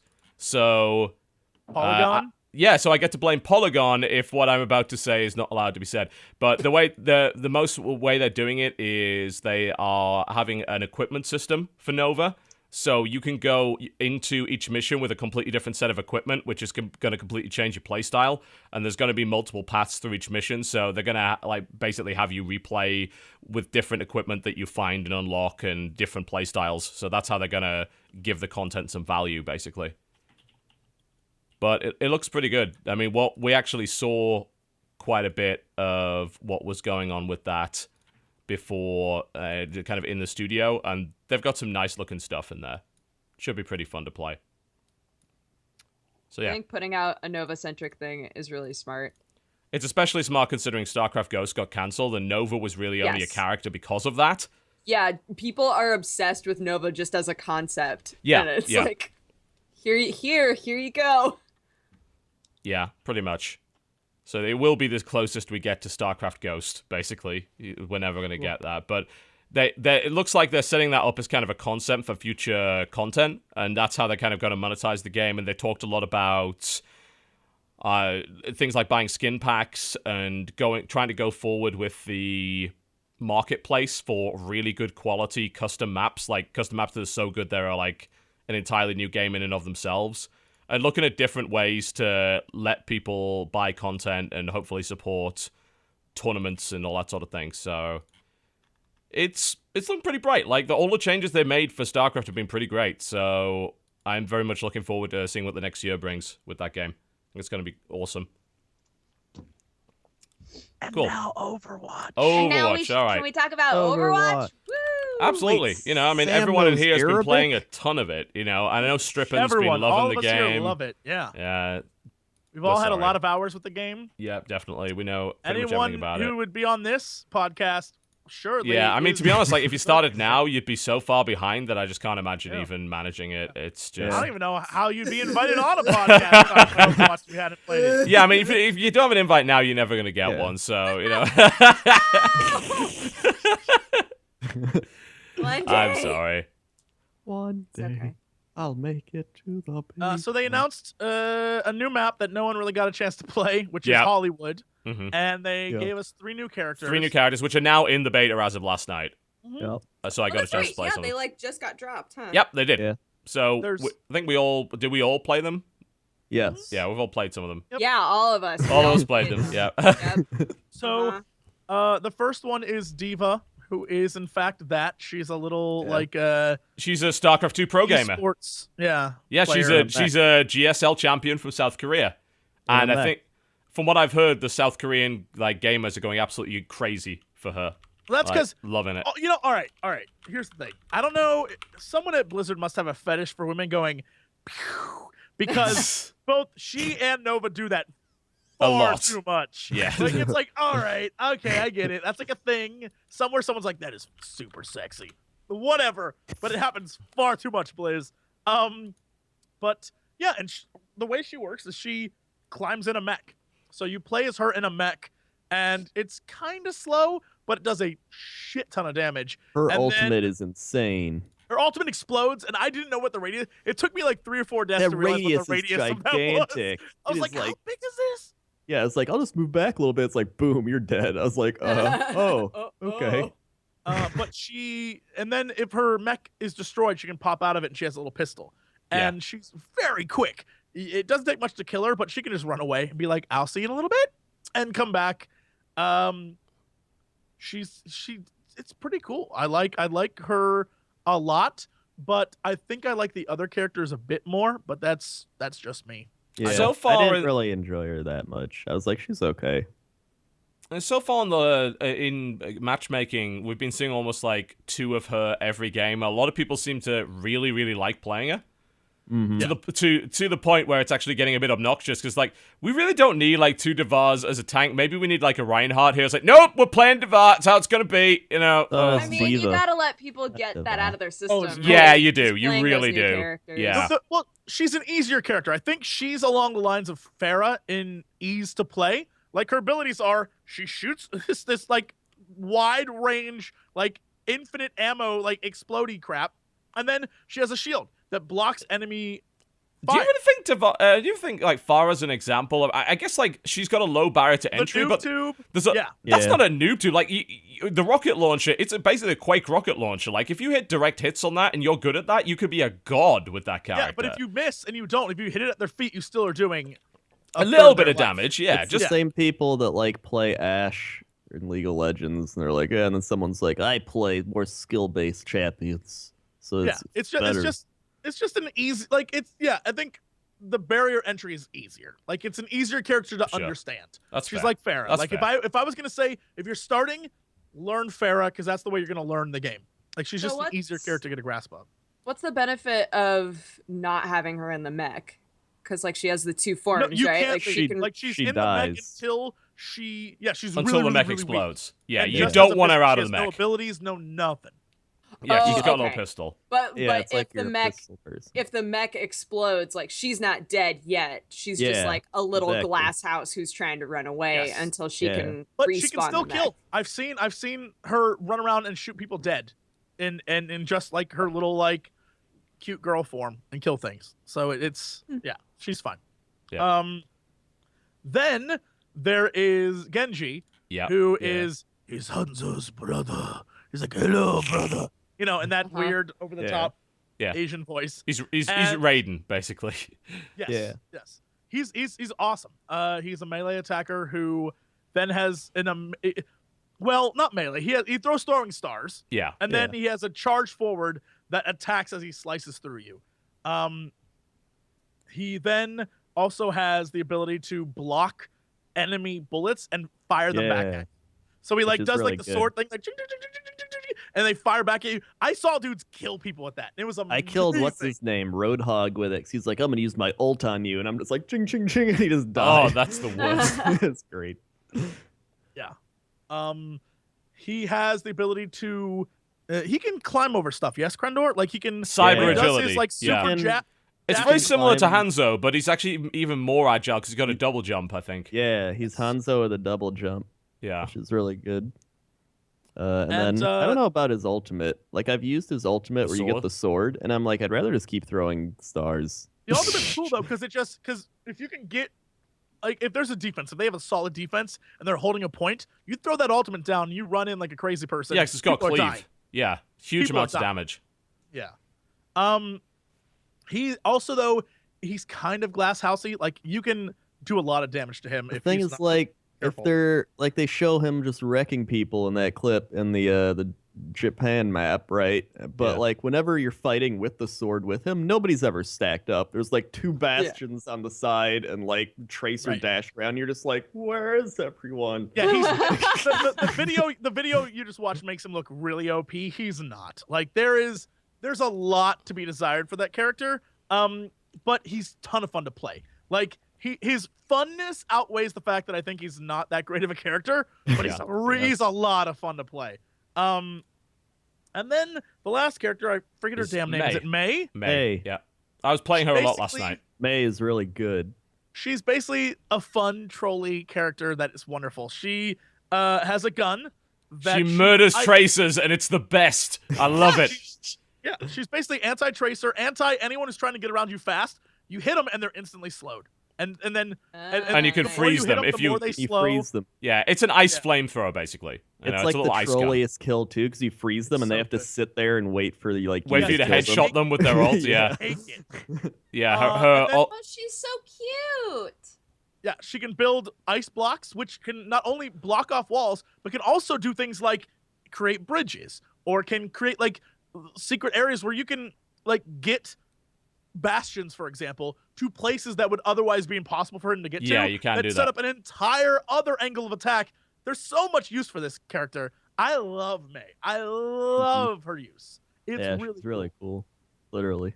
And her alt is the little robot on her back. The little robot on her back shoots off and sprays an area like an AoE ice attack that if you run into it, you're basically frozen, and it's just easy kills. So Yeah, I'm not 100% convinced by that ability yet. Like that ultimate is very team centric because it doesn't really do a lot of damage in and of itself. So your team's got to be ready to throw I'm something very in there. convinced. Crendor, myself, Dave, some of the guys from Smosh So hinky. went on the show floor and played 6 May.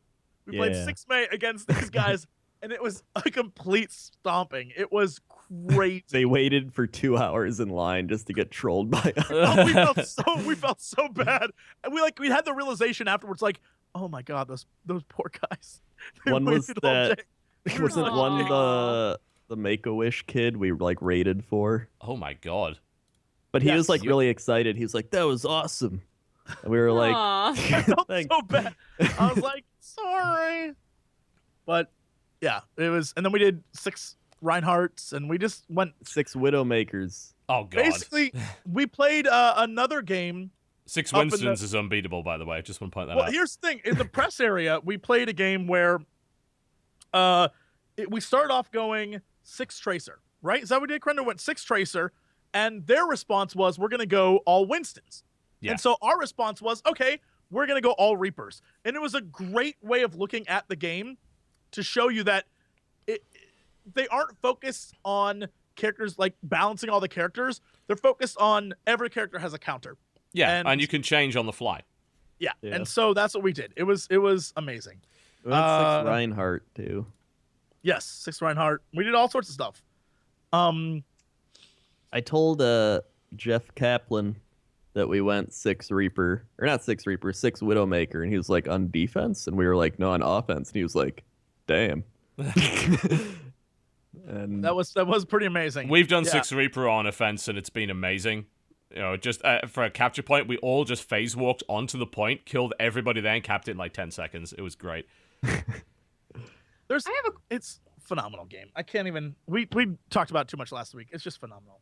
Yeah. I have a question, kind of story-wise, I guess. So, like, when we first saw the trailer for Overwatch, it was apparent that they were kind of going for a good guys versus bad guys. Like, some characters were on one side and some characters were on the other side.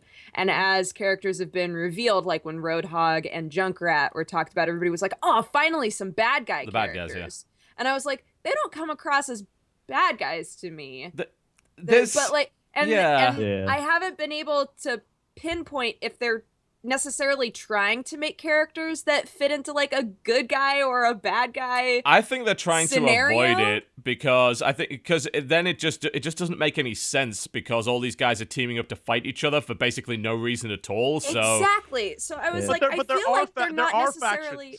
There are factions. Yes, there is a story. There are factions. I feel like it stems Junkrat and from Roadhog Titan, come from though. one faction. Reaper and Widowmaker are from another faction. Yeah, like once Overwatch was disbanded, basically the gist is, using my limited lore knowledge here, there was the Omni Crisis, which is like robots went crazy, and the world went to hell, and so Overwatch was established to sort of bring everything back together. Many of the characters you see were never part of Overwatch. Overwatch is like, I think Soldier 76 was like the founder, and Winston was very heavily involved in it. Yeah. Like, many of the characters were in Overwatch, but then many of them were not. And so Overwatch was disbanded.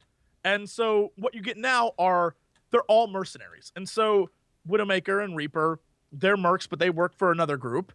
And many of the Overwatch characters don't work for anyone now. They're just mercenaries.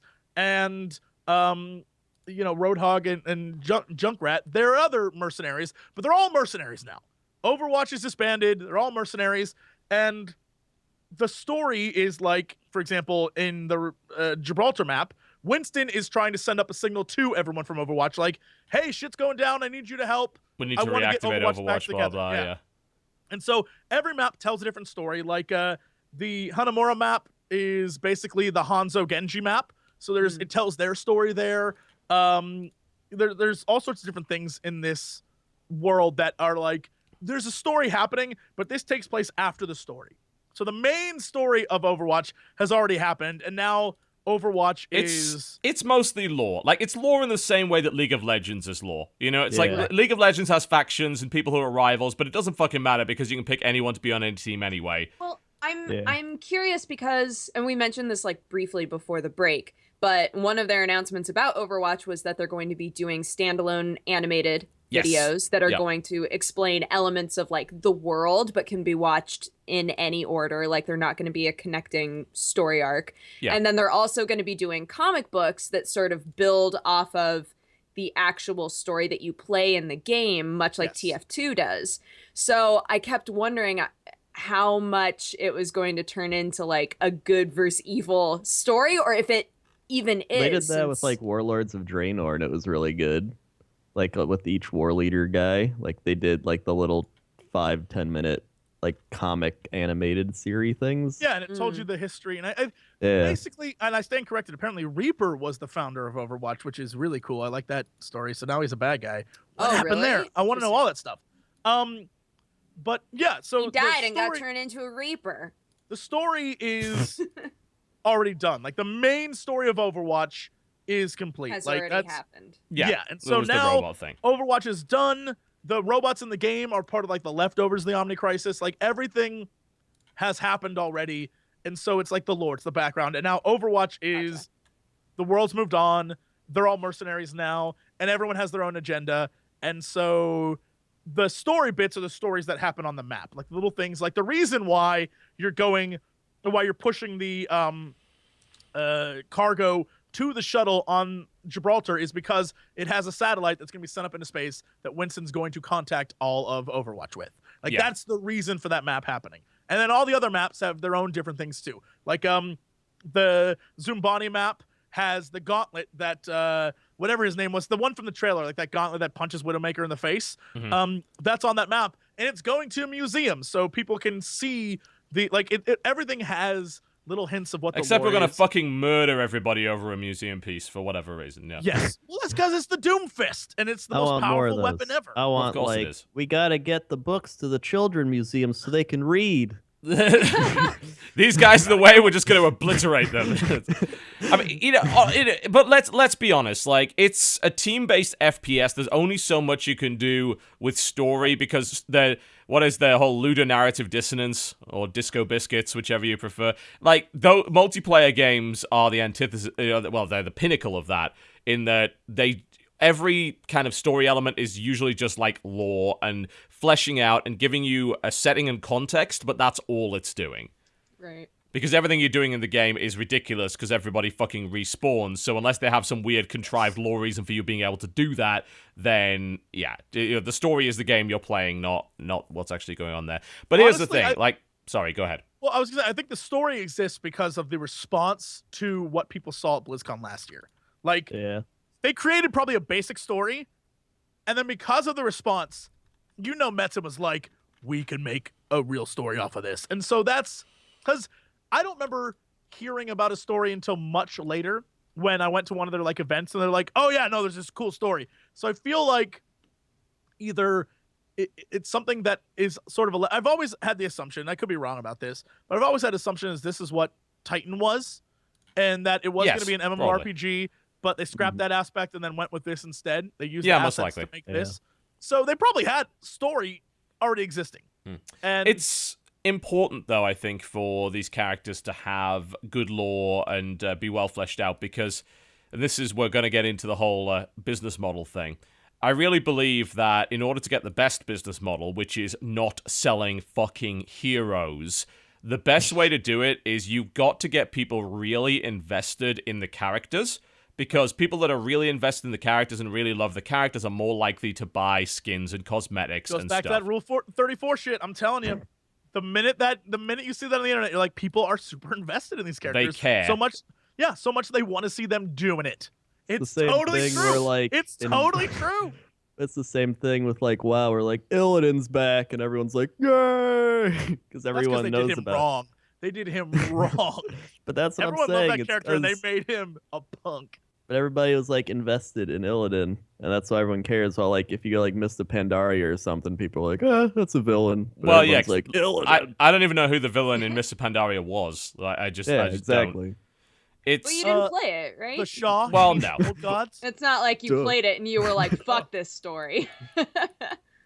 So let's get on to the business model discussion. So they're still being deliberately cagey about what they're going to do after release, but we now know that Overwatch is, I believe, a $40 buy-in box copy, or of course digital, and they're saying this is the Origins edition. You get all 21 of the characters we currently have in the beta. You also get a bunch of skins and a few other things.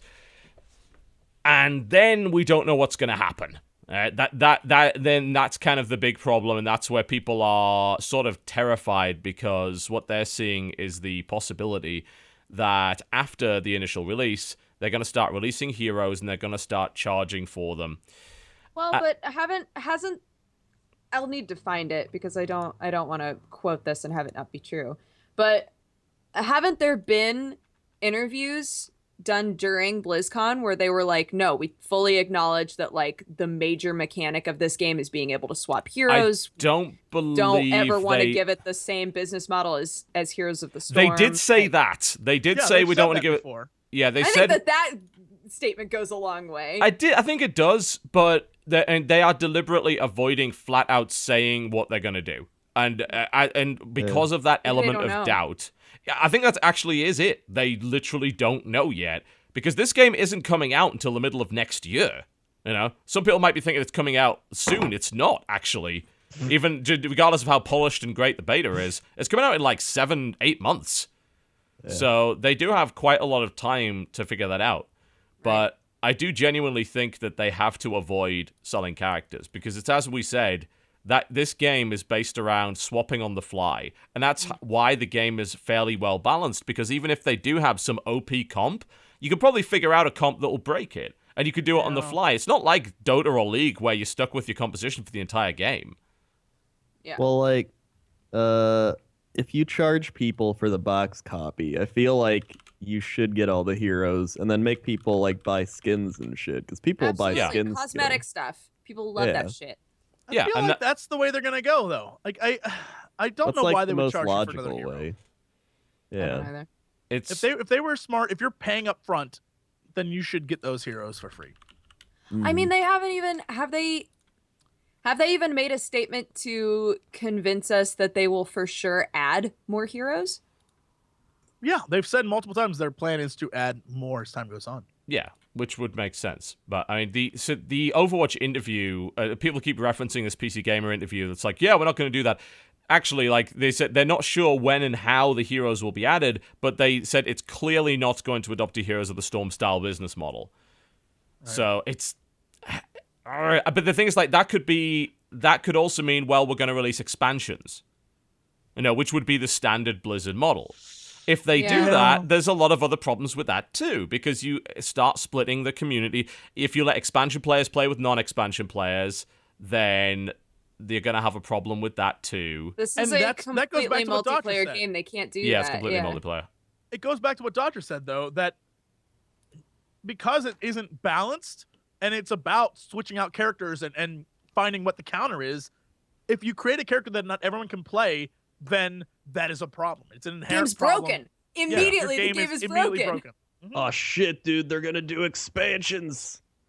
It makes what? sense. You know what? Crendor, I would agree with you completely. I think that what would happen is going to be like, yeah, there's going to be an expansion, and it's $9.99, and you get 3 maps, and you get 5 new characters. They're not going to sell maps, though. They've already said this. They have definitely said they have no intention of selling maps. That's a quote. You get 3 movies. And 3 cute Winston baby movies. You get just some.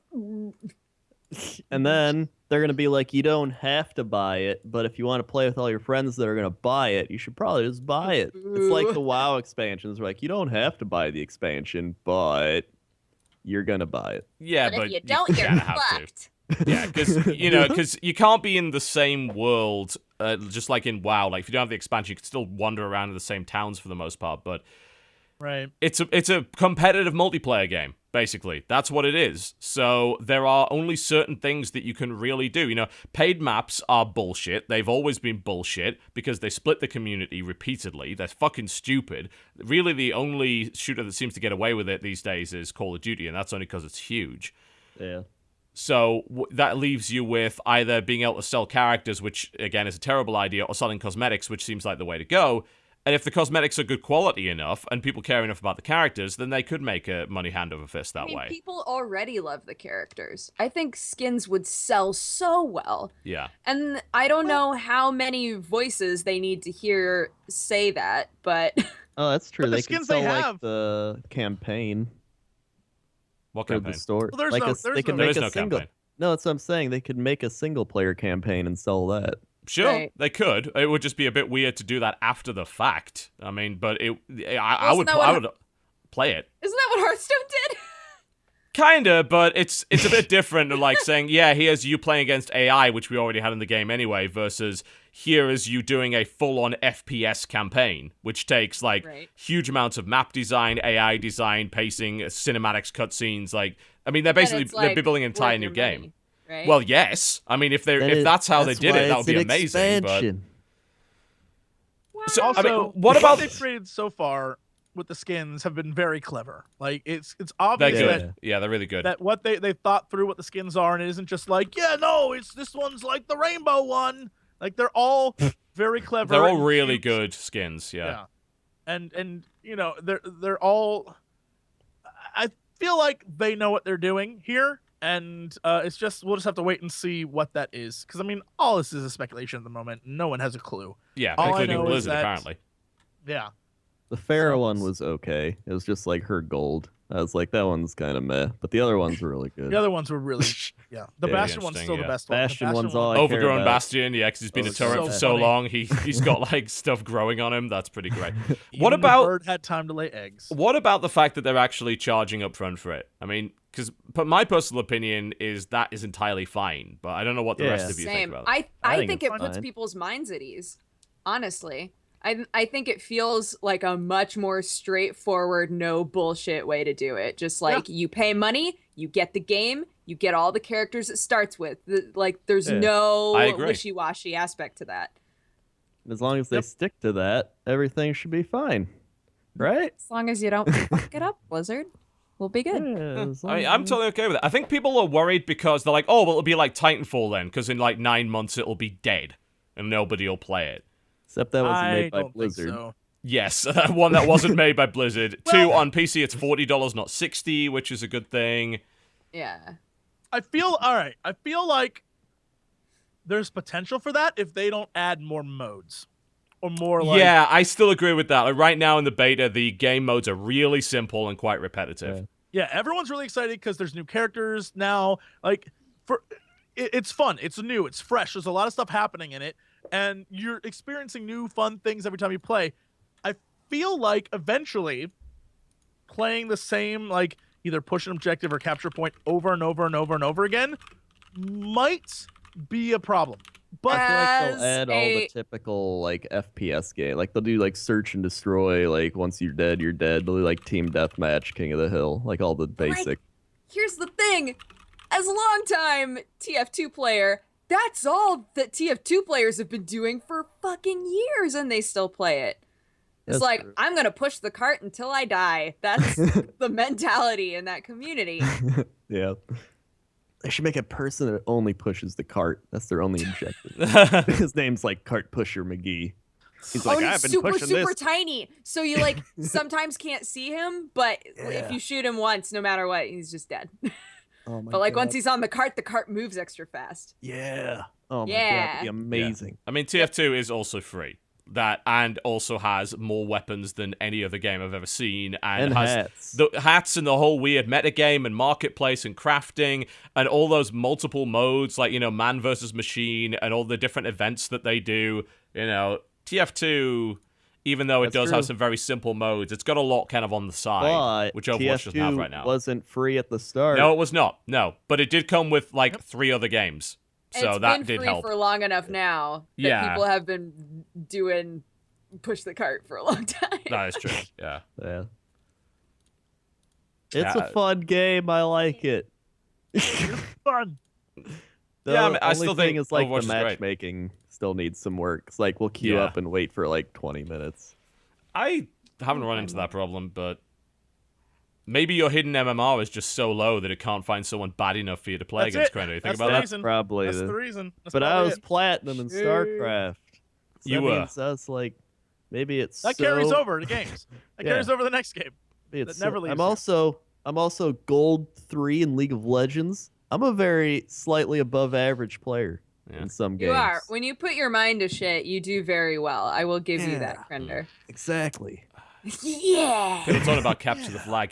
Capture the flag I don't think it would work because Tracer would be hands down the best fucking capture the flag guy, right? Well, what Well- if it when you captured it? What if it was like you're capturing plutonium, and it Shuts your down abilities slowly. down or whatever. Yeah, it Yeah. disables Then your no one would want to abilities. do it. It's like, shit, I can't do anything now. Why would I want this? well, that's Tracer would be pointless. Yeah, or it's like in Monster Hunter when you have to grab the egg, and the second you grab the egg, you're just like, Yeah. Yeah. and you That can't would do be anything, awful. and if you drop the egg, you're fucked. That's why you have to have a team roll with you. I Yeah. think that'd be amazing. Yeah. Yeah. They could Yeah. do some like cool rendition of capture the flag or something. They'd have to Yeah. definitely alter. Maybe how you it can would beat work. Dinosaur people egg. down with the flag. There's a new map Block with the called flag. Dino drama. Jurassic. Dino Cretaceous- mama drama, and you have to grab an egg. Yeah, but it's that Cretaceous. Hold on, Cretaceous cool town, and it's a park with dinosaurs in it, and you have to get a dinosaur egg. And the new character is Winston's arch rival, a dinosaur doctor with Baby glasses. Dino Doctor. And Dr. Dino. PH Dino. Yes, he's a PH Dino. Oh my god! And he has a lab coat on, and he has little claws, so he can't have guns. So he has rockets on his shoulders, and he goes. He doesn't talk. He just goes, "Ah!" And he fires rockets.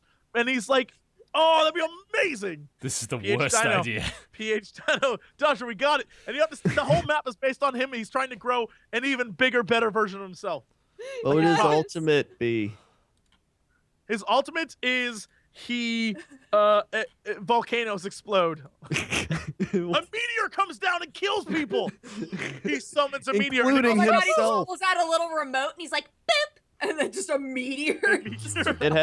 It kills him too because it's like a suicidal pact with the meteors, yes, where he's like, because PH Dino created a space station. He's been up in space, an evil space station, and he's part of. He launches meteors at Earth because he's trying to destroy Earth. And that's why Winston wants to go to space. Oh, and then he my teams God. up. Oh my god! And after the meteor hits, it becomes an ice age, and everyone gets frozen, and Mai goes around headshotting people. Yeah, except for May, who's amazing. Yes. Oh god.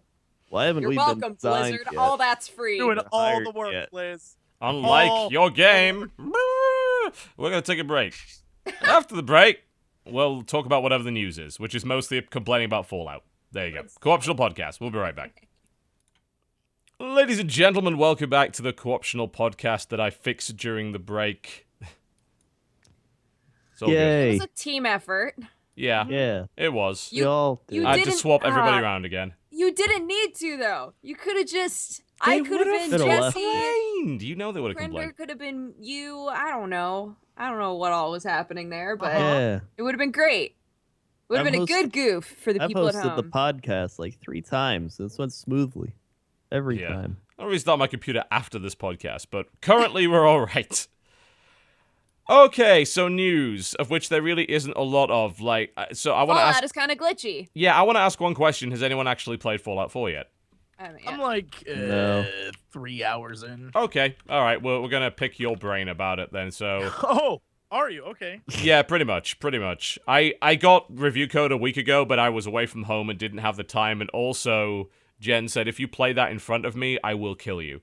So there was that as a factor, and I think that's fair. You know, that's a fair reaction. Yeah.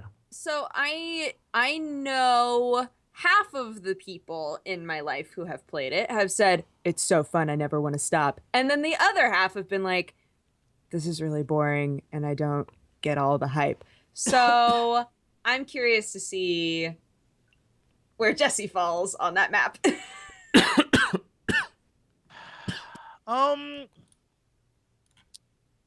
It is. Already, he's rated a 7 out of 10. It's that. You know what? Yeah. It's weird. It's weird. It's a game that I like, but at the same time, I find myself at certain points feeling a little bored, and I don't know why. Like it's really hard to describe. Because it's a Bethesda game? Like I love the fact that, speaking of Bethesda, there's so much shit just lying around. So much useless God crap. damn it. Inventory management. Jesus. I mean, I clearly am not far enough to give a detailed explanation of the game. Mhm. And anything I say, I'm sure someone will be like, that's incorrect. What I will say is that it's like there's something here that could be very, very, very fun. I don't think I'm at that yet. I think right now I'm going through the motions of learning the basics and how to play rather than like enjoying a lot of what I'm doing. I just don't know. Like so far I am the beginning. There's a lot to love. And then I feel like it reminds me of, holy shit. It reminds me of Metal Gear Solid 5. And that the first 2 hours, it's like a crazy, like, oh shit. And then it is a little jarring. That there's like now you're doing something completely different. That's kind of where I'm at. There's a lot I want to say, but I can't.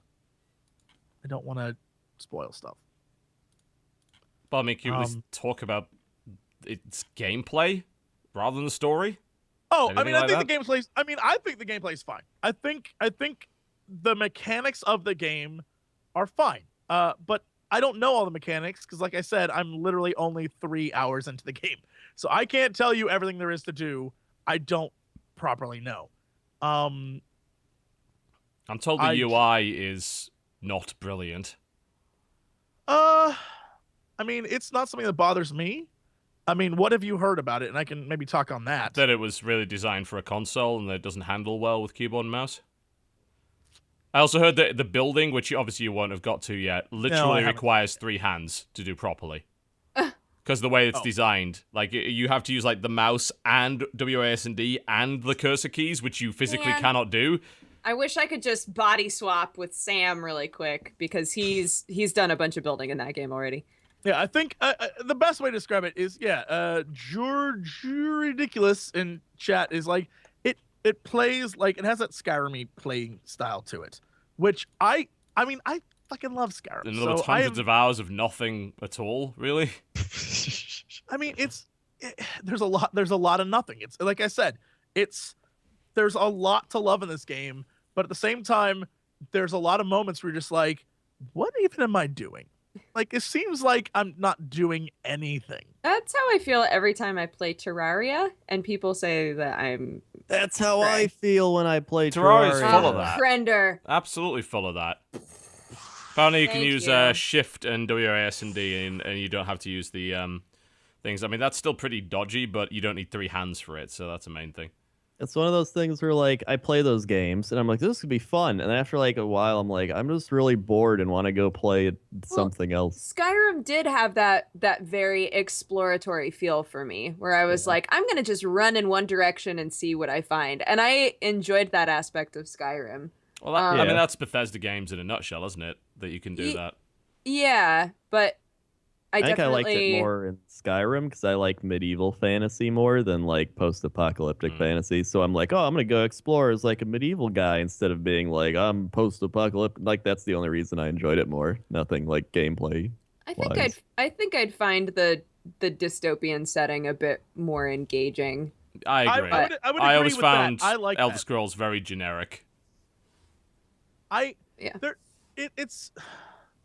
It's all just personal preferences. Really? Nobody's wrong, guys. We're all just saying what we like, and we're all still friends. And I've got people talking about the power armor. It's like, yeah, I'm 6 hours in. The power armor is great. Why the fuck do you have power armor after only 6 hours of play? What the hell casual kind of shit is this? What the fuck?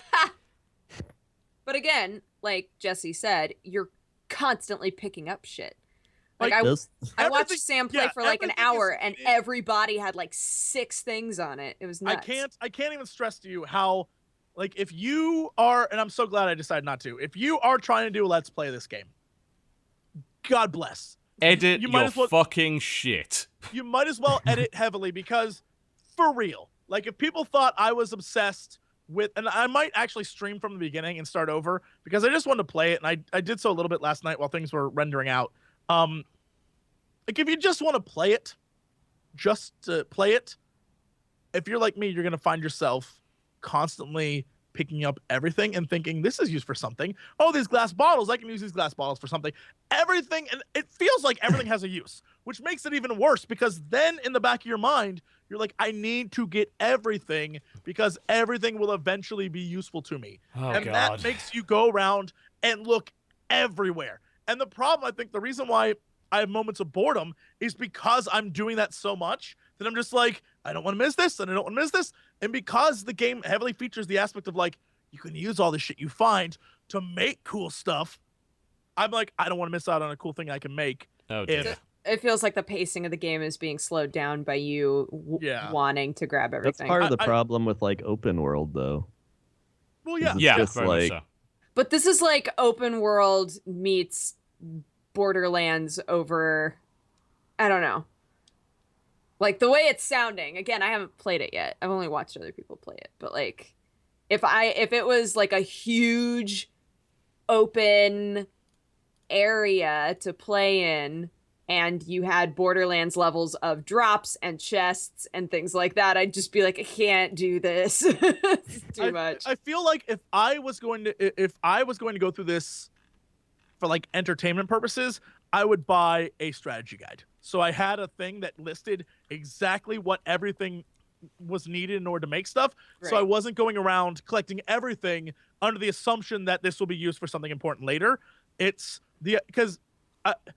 ingrained, guys. It's ingrained in me as a role player, as someone who's been around this great globe of ours for way too damn long.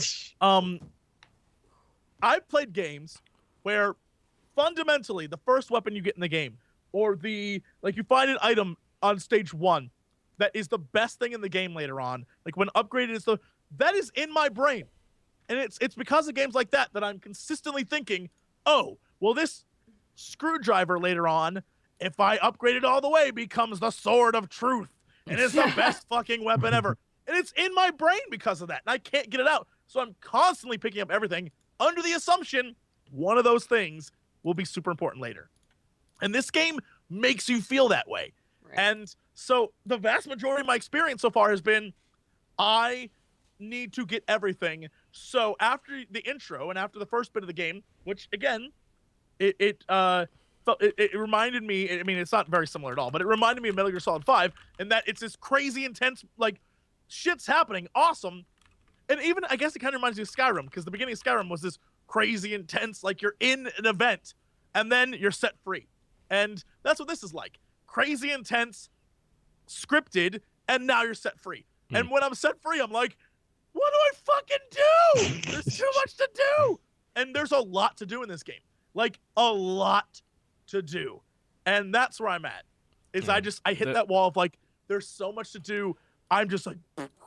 The question for me is whether or not any of the stuff I'm going to be doing is really going to matter. Because games like that, I know why people love them, especially because they're usually great value for money. Like, you buy Skyrim, you get hundreds and hundreds of hours of entertainment out of it. You buy Fallout 3, New Vegas, same kind of thing.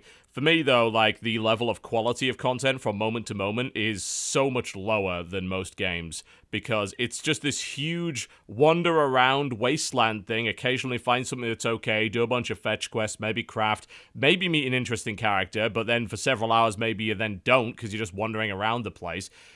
And for me, like, they're huge time sink games that I don't have the time to play anymore. And I think that's why I stopped. I remember the last time I seriously played a Bethesda game was probably Oblivion. And that was when I was unemployed. And I just played Oblivion 8-9 hours a day. I had no money, but it's okay, because Oblivion gave me everything I wanted. So I, like, for a month or two, just played Oblivion 8 fucking hours a day. Didn't even go outside. These days, I'm like, well, the time I could spend playing a Bethesda game could be spent playing a bunch of other really great games, and I could experience all sorts of stuff in that time.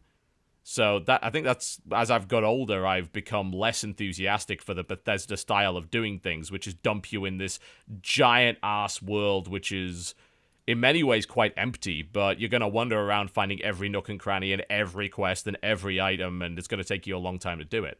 I'm really excited to sit with like a few hours to do nothing and just like let myself play Fallout 4 and see how I like it. I don't want to play it on stream. I don't want to have any sort of a thing like affecting how I play the game. Yeah. Because I think that stresses me out in an open world setting, but I don't know. I'm still excited for it, despite the fact that a lot of people are having buggy problems with it. And all with that all said, the people who have done reviews, and this is, again, I don't know why I would trust reviews, but a lot of the reviews are like, this game's amazing, which to me, I'm like, all right, I assume they've gotten much further than me. They know the story. They know what's going to happen. So I will give this game a chance. I feel like I'll probably later this week, when I actually have time to like decompress from BlizzCon, probably stream it or something, for the exact reason that you won't. I am probably going to need people to be like, you've been looting shit for an hour. It's time to fucking move on, dummy. I'm going to need that, because it's, that's what keeps me going in games like this, or else I will collect everything. But like the opposite happens to me, right? If I'm playing a game and I've been looting stuff or like in the same area for a while, and I start I start to be like, oh, I should move on so that it's more entertaining to watch. Everybody's like, you idiot, you just left so much shit behind. What are you doing? And I'm like, I can't. I'm so stressed out. Yeah, but with and those games shouldn't be about that. They should be about immersing yourself and forgetting, that you have a real life. Yeah. I asked our little nerd chat with Gmart and Strippin of how they like it because they've been hardcore playing it, and Gmart said pretty overwhelming in terms of what you can do. Craft inventory managing gives me a headache. Dialogue got super simplified, and Sam says it's really good. Sam, the guy who for the last 2 years has been doing nothing but playing early access crafting survival games, likes the crafting and inventory management. Big fucking surprise there. There's a whole game just in the town and camp building management defending from raiders. So yeah, it does sound like Sam's type of game. That's it in a nutshell. Yeah, it comes down to your preference of what you want in a game. If you really just want to become immersed in this Fallout world and be like, this could be my life, it really did look like the dialogue got simplified. And I actually hate that if that's true, because obviously the dialogue of Fallout is a huge, huge factor of why, one, it's well written, and two, it allows you to open up different play styles. I remember playing a character in, I think it was either Fallout 1 or 2, who was so dumb that he could only really communicate in grunts. And it changed the dialogue as a result of that directly, or having a specific skill that ended up getting me some amazing companion just because I happened to have high science or whatever, that was kind of wonderful. Are you afraid of a giant bee, Dodger? Because that's what you were just kind of staring fearfully in the distance there, for thinking oh god. I felt another sneeze about to happen, and so I was staring out the window to try and get the light to help me sneeze. Apparently it's just a kind of dialogue wheel now, and and the problem is they got voice acting, so they're gonna inherently limit the amount of lines they're gonna have, which to me, it's why I always prefer the dialogue system from Dragon Age Origins to Dragon Age 2. It's much, much better in my opinion. Yeah. Yeah. So I'm probably not gonna be keen on that. Yeah, I played Dragon Age, the new one, and I was like, and then people were like, go play the other one. And I went and played the other one, and I was like, oh my god, this is a lot more fun. One's great. Yeah, Origins is great. Yeah. Two shit, but... Yeah, I definitely think this is one of those things, next podcast, I'll probably have a better understanding of the game. Yeah, I think we all will, because we've all got a lot more time in it. But right now, it's just, I got in the game, played the intro bit, and then was immediately like, all right, now I have things to do. I just don't know what they are. Yeah. Because you definitely have that Skyrim-esque, here's where you need to go. But you don't have to. Yeah. Yeah, because it's a sandbox. It's but I can go a million other places, and those are all way cooler than where I'm supposed to go. Yeah. So, I don't know. And then you end up wandering off. I want to give a shout-out, by the way, because what's been going on, a huge amount that the reviews have barely covered, is the fact that this game is buggy as shit, just like every other Bethesda game, and on consoles in particular, it has some huge performance problems. And really, the only site to properly call this out and actually score the game down for it was Giant Bomb, who have given the PC version 4, and they gave the Xbox One and PS4 versions 3 out of 5. They factored the damn... Yeah, they factored the performance problems into the score like they fucking should have. I'm sorry, but a game that breaks as often as Fallout 4 does on console, and if you've read up on all the problems it's got, should never be getting a 9 or a 10. That's fucking awful. You're absolutely right. This car's amazing, but it's only got 3 wheels, and sometimes it explodes. But when it doesn't explode, it's fucking incredible, guys. Seriously. That's what people were saying about IGN's review. IGN's review is glowing, glowing, glowing. Last paragraph is here's the deal. It's pretty buggy as shit. 9.5.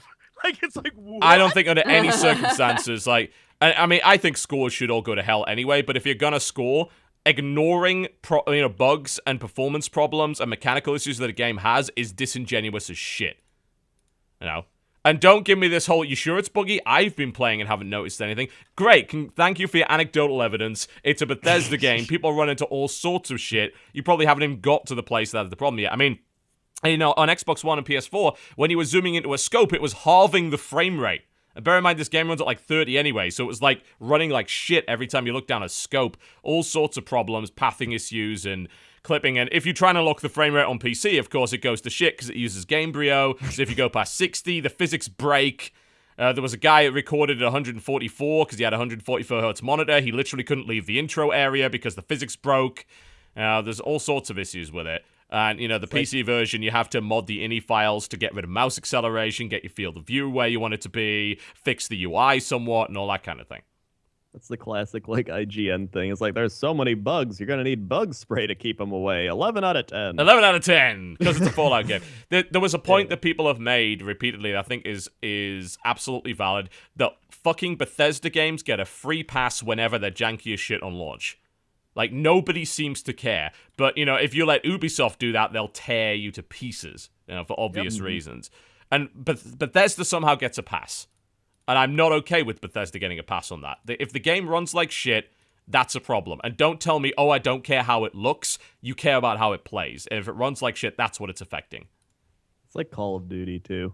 They're always like, this Call of Duty is amazing. And then you play it, and you're like, okay, it's like the other Call of Duties. Well, it's like the other ones, yeah. Yeah, I mean, the PC version's supposed to run pretty smoothly, but I did try a little bit, and the mouse acceleration was immediately noticeable. I had to go and find a guide to disable mouse acceleration, which required me to go into the INI files. The default FOV is 80, which is a bit low, so you might want to tweak that. The UI is apparently just, barely functional with keyboard and mouse. It's just not even designed properly at all.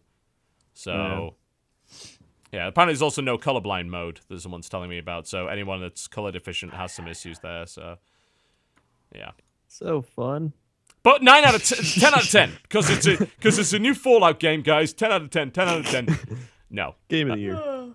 Sorry, I don't buy into the Bethesda hype train, I never have, and I get why people like those games and why they spend hundreds of hours in them, but let's not pretend they're any good on launch, because they're always broken as shit, and it looks like Fallout 4 is exactly the same. But it's okay, because there'll be mods in a year that fix it. Great, buy it in a year, then. And it'll be on sale. Yeah, it will. I kind of want to just refund it and buy it a year from now. Not gonna lie. Yeah. Okay, so I guess that was our fairly uninformed opinion on Fallout, and yeah, I can't wait to become. So they don't know anything. It's like, you are the guys that demanded we talk about it, so fuck you. You spent 2 hours being like, what are you guys talking about? We're talking about Fallout. Stop talking about Hearthstone and Overwatch. Talk about Fallout. When I told people that I was playing Overwatch and yet I had a Fallout review code, people were genuinely upset with me. Like, they were fucking angry that I was doing that. It's, what the fuck are you doing? Like, I'm playing the game that I want to play right now. Because Overwatch is pretty fun, so I'm going to play that, How dare you? You should be honored. Yeah, there's a lot of that. You should be honored. Yes, I'm truly, truly honored to have to trudge through that wasteland for 60+ hours to figure out whether or not it's any good. Is there anything else in the news that's actually, worth talking about? I have a feeling that nobody really wanted to release a lot of news this week because of obviously BlizzCon and all these releases. There is, of course, a trailer for Mass Effect Andromeda that came out. Oh, that's right. But it's not. It doesn't tell us or show us anything. It doesn't tell you a damn thing. Not a damn Jennifer thing. Hale, how are you? Other than them using FemShep voice, I don't know that. Which I'm totally okay with, incidentally. Oh, also, can we stop pretending that there's a large contingent of people that are genuinely upset that FemShep is voicing that? Because there's basically nobody that's upset about that. That is bullshit. Not me. There's over the last couple of weeks, I've been getting kind of increasingly annoyed with the internet over how they deal with controversies. Like the most recent one being the fucking Starbucks red cup thing that I was like, yeah, all the Christians in the fucking universe are rebelling because so there's one crazy ex-pastor guy that made a video and suddenly every Christian in the universe fucking hates Starbucks because of red cups. No, they fucking don't. Wait, and I read through this stuff, it's like, what about red cups? What? So Starbucks holiday cups this year are just kind of plain red and don't really have because last year they had a snowflake and a bauble and everything. They've never actually had any Christian iconography on them at all, but people are like, war on Christmas, except no one is actually doing that. Yeah. Nobody's actually doing that. All right. It's all one video, and then 99.9% of everybody else is reacting to it to show look at how progressive we are, we're amazing, and then a bunch of fucking websites trying to make money off it. This happens all the time. It's the same shit with this. Nobody is fucking rebelling over the fact that they use the FemShep voice. Are you fucking kidding me? In fact, I'd say the vast majority of hardcore gamers played FemShep because she had a better fucking voice actor, and FemShep was best Shep. As everyone is clearly aware, that's a fact. I am an expert on FemShep. There is no doubt about it. So you need to understand that nobody is mad about this, and the only person mad is me that you're pretending to be mad, you disingenuous fucks. Also, So, I moving want on. a cross on my coffee cup. I'm just saying. Where's my Jesus cups, though? Fucking I want a idiots. cross on my coffee cup because I want Jesus to know how addicted I am to caffeine. He died for that cup. It's my sin of caffeine indulgence. Really, it's gluttony. So, yeah, just so we're all aware. There's a new Blood Bowl patch coming out soon. What's it fixing? I'm Go excited. on. They're adding pretty much stuff that should be in the game. They're patching it like dice log history during matches, option to display the grid during matches. Yay! I know. These are good things. I can now- be reminded about how many bad rolls I've had. That's great. You can reconnect to a match after a crash. PC Oh, thank only. God. Yeah, that's good. So, and then they're also adding detailed stats for each player. So now you can track your stats per like player, Sick. which is pretty cool. That's kind of great. So yeah, just like cool like things you can actually use Yeah. in the game. So yay, Blood Bowl. Mm-hmm. Yay. Yay. Yep. so Which, that's by neat. the way, the Blood No Bowl Amazon League's in yet. week 3. It Week is. 3. And I still Yay, can't afford a finally. fucking apothecary. Fuck you guys. You 20,000 play, from a tie. Fucking bastards. You play Pyrian this week. Oh, great. Awesome. I'm going to get destroyed. And he also just lost to me, so he's probably kind of like looking for a rebound. Wonderful. And then Dodger, Awesome. I play the love of my life. You play Sam, who's going to try to probably just murder you very badly. I mean, But she plays dwarfs. That's not going to I'm happen. dwarf, It's going to be the other though, way so- around. Like, That's true. she's just going to grind through him. I think Mathis already played Unit Lost. I don't know what happened in that game. Jesse played Northern Lion, I think, so that should be Oh, fun. Oh my God, he's playing those little rat bastards, and I'm gonna Oh, kill Skaven? every one of Oh, them. fuck Skaven. So Yeah. help me. So help me God. They'll all Actually, just might be die. able to kick the arse out of some Skaven because they have really low armor and I can keep up with them. So I'm just gonna run up and just keep punching them over and over again. I just want to kill Northern Bashy Lions elves. It's characters. like fuck everything about trying to play properly with elves and just go with bashy elves fully on Skaven. This is gonna be fun. I need experience. I need that SPP, man. I haven't got a need it before I single beat rank Crendor. up yet after 2 matches. My XP is so spread out that I've got nothing. At least maybe by game 5 I'll have everybody up to level 2 or something, or they're gonna be dead. I don't know. We could have fixed that TV. You could have. Not even John Cena elf leveled up. It was really upsetting. I mean, at least you can buy an apothecary next time, even if you only get 10,000. Yeah, it'll probably be after 3 of my main characters die. It's gonna be great. Oh, You've been man. lucky because, like, you haven't had any injuries. I've had no That's good. injuries. To be fair, like elves are all armor rate. Like they don't get injuries that often. At least dark elves don't anyway. Yeah. So that's not Then too I play bad. Force, so I think he's actually like 2 ties. So I mean, he's not doing terrible. Mm. And Lil Skittles has had some interesting matches where people have tried to hurt him, but he's not gone yet. Lil Skittles Jr., however, is gonna miss the next game. So I have Fish Sticks coming wait, what? in to take his place. He got injured. There's a little Yeah. Skittles Jr. Yeah, his son. Because I think he's predicting that someone is going to kill that fucker at some point, and as a He's result, gotta have 2 of them. yeah, and then he's going to release new merchandise. This is his whole fucking plan. You realize that, right? He is Here's the thing. deliberately getting people to try and kill that character R.I.P. so he Little can release a Skittles will be the memorial first T-shirt. shirt. Yeah, Lil and then the second Skittles. shirt will be Rise of Little Skittles Jr. Yep. Lil Skittles Yeah. is already like he's supposed to like maybe not play as well, and his son would rise up. His son hasn't done anything except drop the ball and roll ones. Lil Skittles is already up to level 2. He's got +1 movement, God. and I he's just- driving again. I can just imagine Crendor's strategy so and much. what he's thinking in the back. He's like, merchandising, where the real money from the Blood Bowl is made. I went When Irish there Sam- for a second. Like, Sam messaged me and he's like, "Why wouldn't you make Lil Skittles sweatpants?" And I was like, "Because Krensloth pet sweatpants make more sense." And he's like, "Well, you're missing out on the opportunity for Lil Skittles." I'm like, "No, you're wrong, Sam.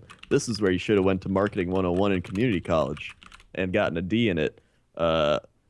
You Yeah? wait until either Lil Skittles returns to glory, wins the championship, or does something amazing, or he'll die, in which case you make Rest in Peace Lil Skittles shirts." Or Little Skittles Jr. dies, and then you use Well- that as a storyline for In Little the Skittles. arms of Yeah. the angels. Yep. But Got your commercial Poor all little planned. Skittles. Oh Yeah. God. but aside from that, it's going well. Blood Bowl Um, 3, the quest for more money. I was really excited because the first member of Teiko Dwarf School who hit level 2 was Kuroko Tetsuya, who is the character that the show is named after, that the team is from. So You got your other runner up to level 2 as well. Anime, Yeah, anime, but- anime. and you and G-Mart were like, they don't even fucking run. They She don't doesn't run. even make them I was run, like- and they're leveling up. God You damn got it. Okay, we were watching that game. You got the ball with your runner, and I was like, oh man, she has like a clear path to run up there and only have like one person able to hit her. And you just stood there. You didn't do anything. And I Yeah, was like, because what are you just doing? punch people. I'm scared of tripping. As You the didn't even have. dwarves. You didn't even have to But you trip. didn't have to do. Look, go for it. You know what, Dodger? should've I'm with you. I'm with you. I have like things. People are like, you should just those 83% go for it. Do it. I'm like, have you not seen what's happened to me in the past? This is literally just like what we were talking about with Fallout streaming versus not streaming. It's like the second that I knew that, like, knowing that people can watch me play that game, play fucking Blood Bowl, makes me go, every option of what I do is I'm going to be told that I made a stupid choice. Every single possible thing But that I it could was do. a stupid choice. You could have just ran up the field. But see, like, I was thinking, but if I run and then somebody, like, trips me or some shit, then You could get later tripped, I'm gonna nobody be was told, around like, you. why the fuck did you run? You obviously knew somebody was gonna trip you. I can't, Yep. I have I'm with so you much on this. stress. I'm with you on this. I have so much I'm stress with you over on being this. messaged after every game, like, why the fuck did you do that, you idiot? I'm like, I don't know. G-Mart was like, So- Sam, why don't you like tell her that you like train her and help her? He's like, she won't let me train her, dude. No, absolutely not. Because you want to know what? The second I was done with that fucking game, Gmart messaged me and was like, yo, you did real bad in that game. And I was like, fuck yourself. Like, you're the problem. I hate my friends. It felt really good to be chat for once, and I really can see why chat is the way they are now. I'm just No, like, but what for real, would you Gmart do is the problem. thing? Just so you're all aware. Well, that's true. Gmart is the problem. What a dick. So yeah, that's Blood Bowl Week 3 coming to you live Mhm. from New York. Saturday Watch my night. relationship fall apart on the battlefield. Yep, good shit. I really hope Sam rolls just like lots of ones against you. That'd be my favorite. All ones? Oh, shit. And then you like just And I kill just him. knock Just I kill his elf. ideally Yeah, hope that knock that sort of down. thing could That'd end be I up would, happening. God, That I would be would kind of feel wonderful. so great. Yeah. You wouldn't Wait, talk Sam your is elves? today. Yeah, Sam's wood elves. How many fucking elves are in this goddamn game? There's 3. Oh my god.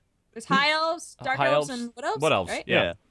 It's 3 elves. Yeah. There's another elf team that they probably won't add, which is just like elves.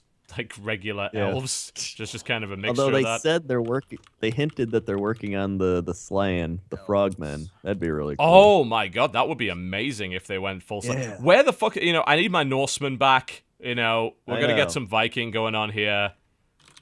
There's some. I hope so. I think they said slan and like undead were the 2 they're working on right now. Yeah, They there's hinted Blood at Bowl. it on the Blood Bowl Reddit. Blood Bowl actually has some really weird teams that most people don't know about, and Mhm. that that in itself is kind of pretty great. I mean, Hey, Amazons. they have the Chaos Pact, which is an interesting one. That's something that I don't think we've ever seen. You can actually get 3 Yeah. big guys in the Chaos Pact. There's Yeah, that's really cool. Slan is one, as you mentioned. There's obviously all the different kinds of undead. There's the Khemri. There's also the Necromantic team, and there's a straight up Nurgle team and all that sort of thing. Then, because there was that weird Underworld team that was in the Oh yeah, the Legendary Underworld. Edition, which was like a combination of goblins and Skaven. Yeah. Oh yeah, there's ogres. Oh yeah, the Ogres. Ogre team. Oh god, so Just many like big bonehead. guys in the Ogre team. And I love, like, in Blood Bowl Tactics, the first line is, Ogre teams are one of the worst in the game. Like, just, yeah. just awful. Blood Guys Bowl. want to do releases? Blood Bowl. Yeah, let's do releases. Cool. Today, the day of my daughter's wedding, It's November not 10th. at all. We've got Fallout 4. Yep, that's a Talked thing. about. That's out. People seem to like that idea. Yep. Rise of the Tomb Raider on Xbox One and Xbox 360. I Wrong did play a platform. little bit of that. You did, It's yeah. fun You so did far. say it was pretty cool. I'll wait for it to come out on I'm enjoying PC. it so far. Yeah, a lot of people have said it's pretty great. Super Beat Sonic with an X It's for Vita. for There's Vita, so a it's Vita probably game anime exists. bullshit. It might not be. Oh, yeah, it is. Now, it on the front of it is. It's not actually anime bullshit. It's just the front of the box is anime bullshit. It's a sort of music shooter game. It actually looks pretty great. Really nice colors and shit. Cool. Yeah, it's a rhythm game. Next is Phineas and Ferb Day of Doofenshmirtz. Oh man, I was waiting for this game for a long time. Oh, It's no. another Vita Yeah. game. Vita finally getting its day right here. Day of Doofenshmirtz. Absolutely. This was the one I was on about. I've never watched Phineas and Ferb. I guess people dig it. I don't know. Is that a cartoon or I something? guess It's a people cartoon, get it. yeah. Oh, I okay. think it's on Cartoon Network. I'm trying to remember. I'm not sure. Apparently, it's a richly authentic Phineas and Ferb experience. I think it's Ooh. Disney Channel. It's Disney. Is it Channel. Yeah. Yeah, I don't think it's Disney. Adult Swim or anything like that, but No. Yeah, it's definitely because it has one of the people voicing it's that Disney girl is in High School Musical. I forget her name. that narrows it down. The blonde one. I You don't. know, You know? Blondo. You know, I don't know. Blondo.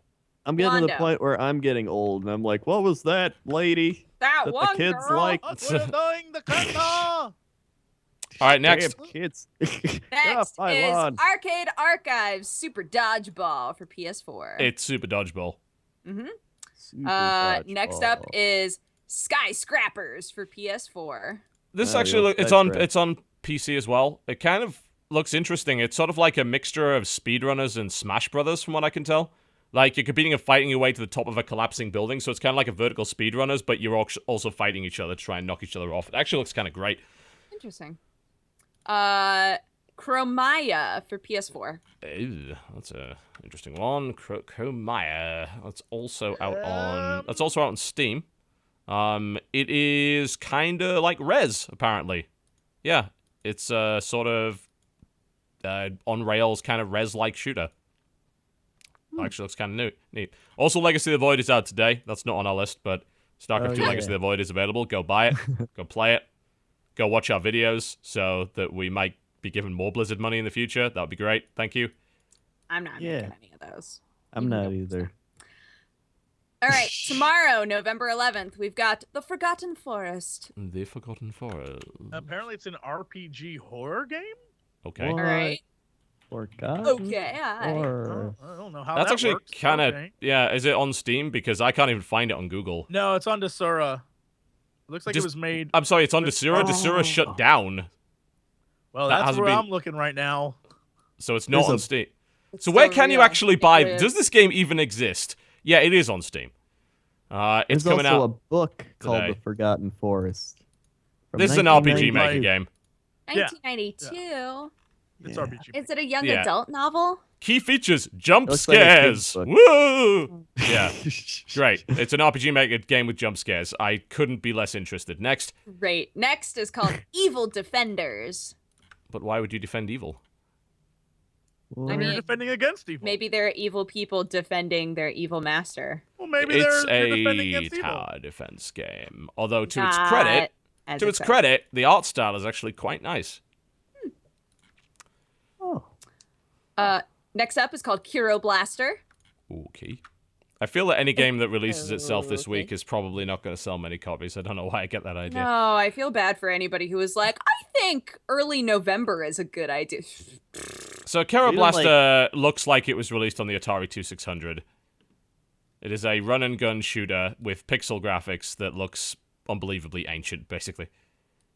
Didn't Tomb Raider come out today, right? We just covered Well, it's that. just kind of funny because like it doesn't even have a stream with 1,000 viewers on it, and then there's Fallout 4 just like destroying. Well, Yeah, it was nobody nuts. I watches console streamed- footage on Twitch. Like, that's just not Yeah. something that people do a lot of. Unless it's Destiny, that's pretty much it.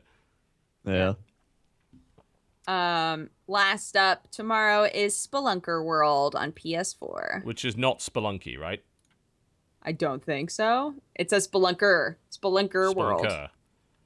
I don't even know what this is. Spelunker came out in 1983. I don't even know if this is this an update? It's a remake, maybe? Probably a remake. Possibly, yeah. Hard to Cool. find info on that. Well, let's move on. Yes. November 12th, we've got Marble Duel. Marble Duel. Marble Duel. Marble I mean, duels. we can duel with It's time to- marbles. Duel. This looks like Zuma. This looks like Zuma, very much like Zuma. Zumba? Or Luxor. I can't remember if it's Zuma or Luxor that does this. Zumba dancing. The one where you, like, have a cannon. Yeah. But it also seems like they've put some puzzle quest elements in it. It's got RPG elements. Like, you can level up and upgrade your spells and shit, but it looks to me like it's, yeah, the kind of cannon game with the line of different colored balls. I actually might try that, because I'm a bit of a sucker for, hey, this is a casual game, but we put RPG elements in it, like, ooh! So, maybe. We'll see. Next up is the Purring Quest. Well, we know what your next The video is going to be. purring quest. Have you ever That wanted has to be cats a in it. cat? You Yeah. will be able, thanks to the Aventura platformer, the Purring Quest. Take on the role of Woo! Kimchi the cat. Kimchi the cat, okay. And meet famous cat of the internet in a journey full of my humor. God. That sounds amazing. This sounds fucking terrible. I can't wait. Famous cats. Famous cats. My The goodness. last key feature is committed with a social cause. Yeah, because a percentage of the profits go directly to animal welfare associations. There you go. Gotcha. Well, there you go. Play the cat game. Play the cat game. Save the cats. Next up is Heroes and Titans Online. If it's got the word Heroes online and in it, I Titans. never want to play it. Both of them at once. Both of them, damn dude. It is. I think it's this is obviously a mobile. What? Holy shit! Oh my! How the fuck did this get on Steam? Jesse, go have a look at this and go have a look at the screenshots. The last But I'm two. looking at World Ship Simulator, which No! is what's Jesse, fucking do it. Go to Steam. Go have a look at this. Look at the last two screenshots. Okay. You What's will it be called again? Heroes and Titans Online. Online. Titans Oh Online. my god! How the fuck did this get through Greenlight? What? Wait. So Kel'Thuzad and Chen are just in this. And Jaina, this game is flat out ripping off what? Didn't WoW. we mention this before? I feel Yeah, like I'm looked pretty at sure this we before and did. we're like, It used to be this a mobile is game. A complete ripoff of WoW. How the fuck does this still exist? How have they not been sued into oblivion? Let me see what I can show you here. So this is That on the page. Legit Kel'Thuzad. Like, that Yeah, is look at that. That's fucking basically Kel'Thuzad, and that is Chen That's or whatever some he's. blatant. And this is blatant Jaina. That's ripoff. fucking Jaina. How the hell did this get through? There's also a troll. It Yeah, the appears with troll. orange hair. Yeah, I mean, well, there's. I mean, that's I'm looking for the clearly an video orc. right now. That might be Goblin. Illyria, I think, in the logo there. Even the logo, Heroes and Titans, looks really, really similar to Kingdom Rush's logo. Yeah, I think so too. I was How just the thinking that. fuck? There's an orc that looks just like Garrosh. That's hilarious. Oh my god. Yep. There's a They have centaur. a two-headed demon dog. Oh my god, they literally, if you go to screenshot 2 and look in the bottom right, there's literally like all the WoW characters. There's the fucking bears from WoW. Oh my god, that's the Zolaman troll bear that's in there. Yeah. That's a fucking treant. That's Illidan. Illidan's a fucking boss. What the shit? How did this get on Steam? That's what's her face, the Frostworm. I'm letting you know I'm playing this game. Holy fuck. This is ridiculous. I need to make a video on How this, is because this the last possible? time I did a video on a game that ripped off a Blizzard game was that game that ripped off Rock and Roll Racing. I remember that. Yeah. Yeah, and that got taken out. That's been one of my really popular videos because I made that video and the game the next day was like sued out of existence. You can't even buy it anymore. Motor Rock. Yeah, it was Motor Rock. That was the name of it. I can't wait. This is going to be so fun. I cannot wait to see what happens with this. Wonderful. Just Well, I'm wonderful. buying this before you get it sued out of existence. I want. I It's want out in 1 day, 19 hours. Let's see if I'm Blizzard in on it. sues it I'm in on before it. that. I'm ready. Oh, this is my Holy fan Friday shit. video. This is happening. Let me I guess- play I with don't need you. fans to tell me to Because, play this like, shit. It's happening. Blizzard's all at BlizzCon. Let's sneak this game onto Steam while they're not looking. This is wonderful. All right, this is going to be great. Yeah, I'm going to try and download this, hopefully, when it comes out, before it gets sued out, because I really want to play this. I'm very curious. It's a massively multiplayer RPG as well. We can all play. Oh my We all have gosh. fun together. Incidentally, did that I'm in. Spartans game, the one that literally... Spartans vs. Zombie Defense is still on Steam. A game that literally stole not only the likeness of people from the 300 movie, but also actual sound from the 300 movie is still on Steam somehow. I don't know how. That's amazing. All right, cool. Well, anyway, yes, let's continue. On. Next I'm so up excited. is a game called Tricone Lab. It's a microscopic organism puzzle game. It is. That sounds fun. Next. Wow. Next is World Ship Simulator. Jesse, Yeah. It's a game where you make a boat and then you travel the world. go! Wow! Like a simulator boat. Next you got up a boat, you simulate it. is a game called Steel Ocean. Oh, look, it is quite clearly a Chinese ripoff of World of Warships to the point where even the logo looks the same. What the hell is happening on Steam this week? Good lord. Next. Next up, going on to November 13th, 13th. we have Wicked Witches. Wicked Witches. That does not help me at all find this game. Have you ever wished to turn unpleasant people into frogs? I mean, Yeah. I mean, I considered it, definitely. I don't know exactly what... The screenshots don't tell me a damn thing about this game. No. Neither does the description. So, apparently it involves witches. Great. Next. An Cool. indie action adventure. Or, yay. Next up is called The Rivers of Alice Extended. I'm going to assume it's The Rivers of Alice, but extended.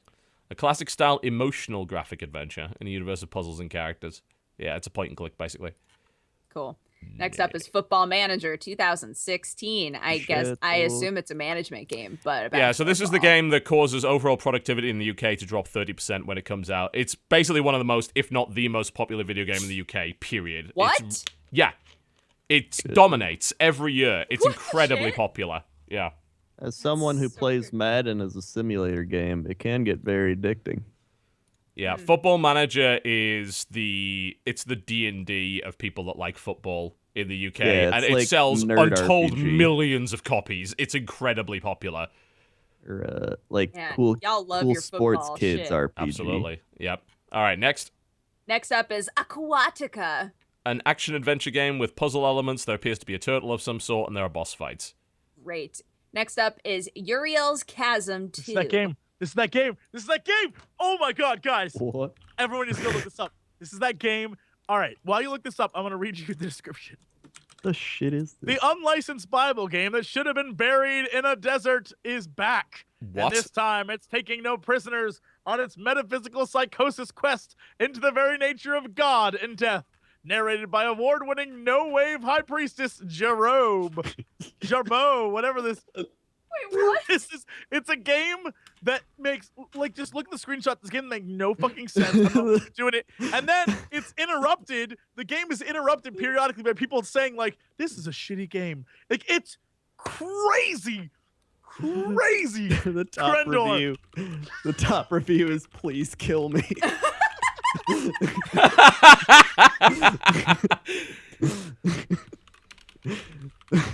I love the about this game on Uriel's Chasm 2.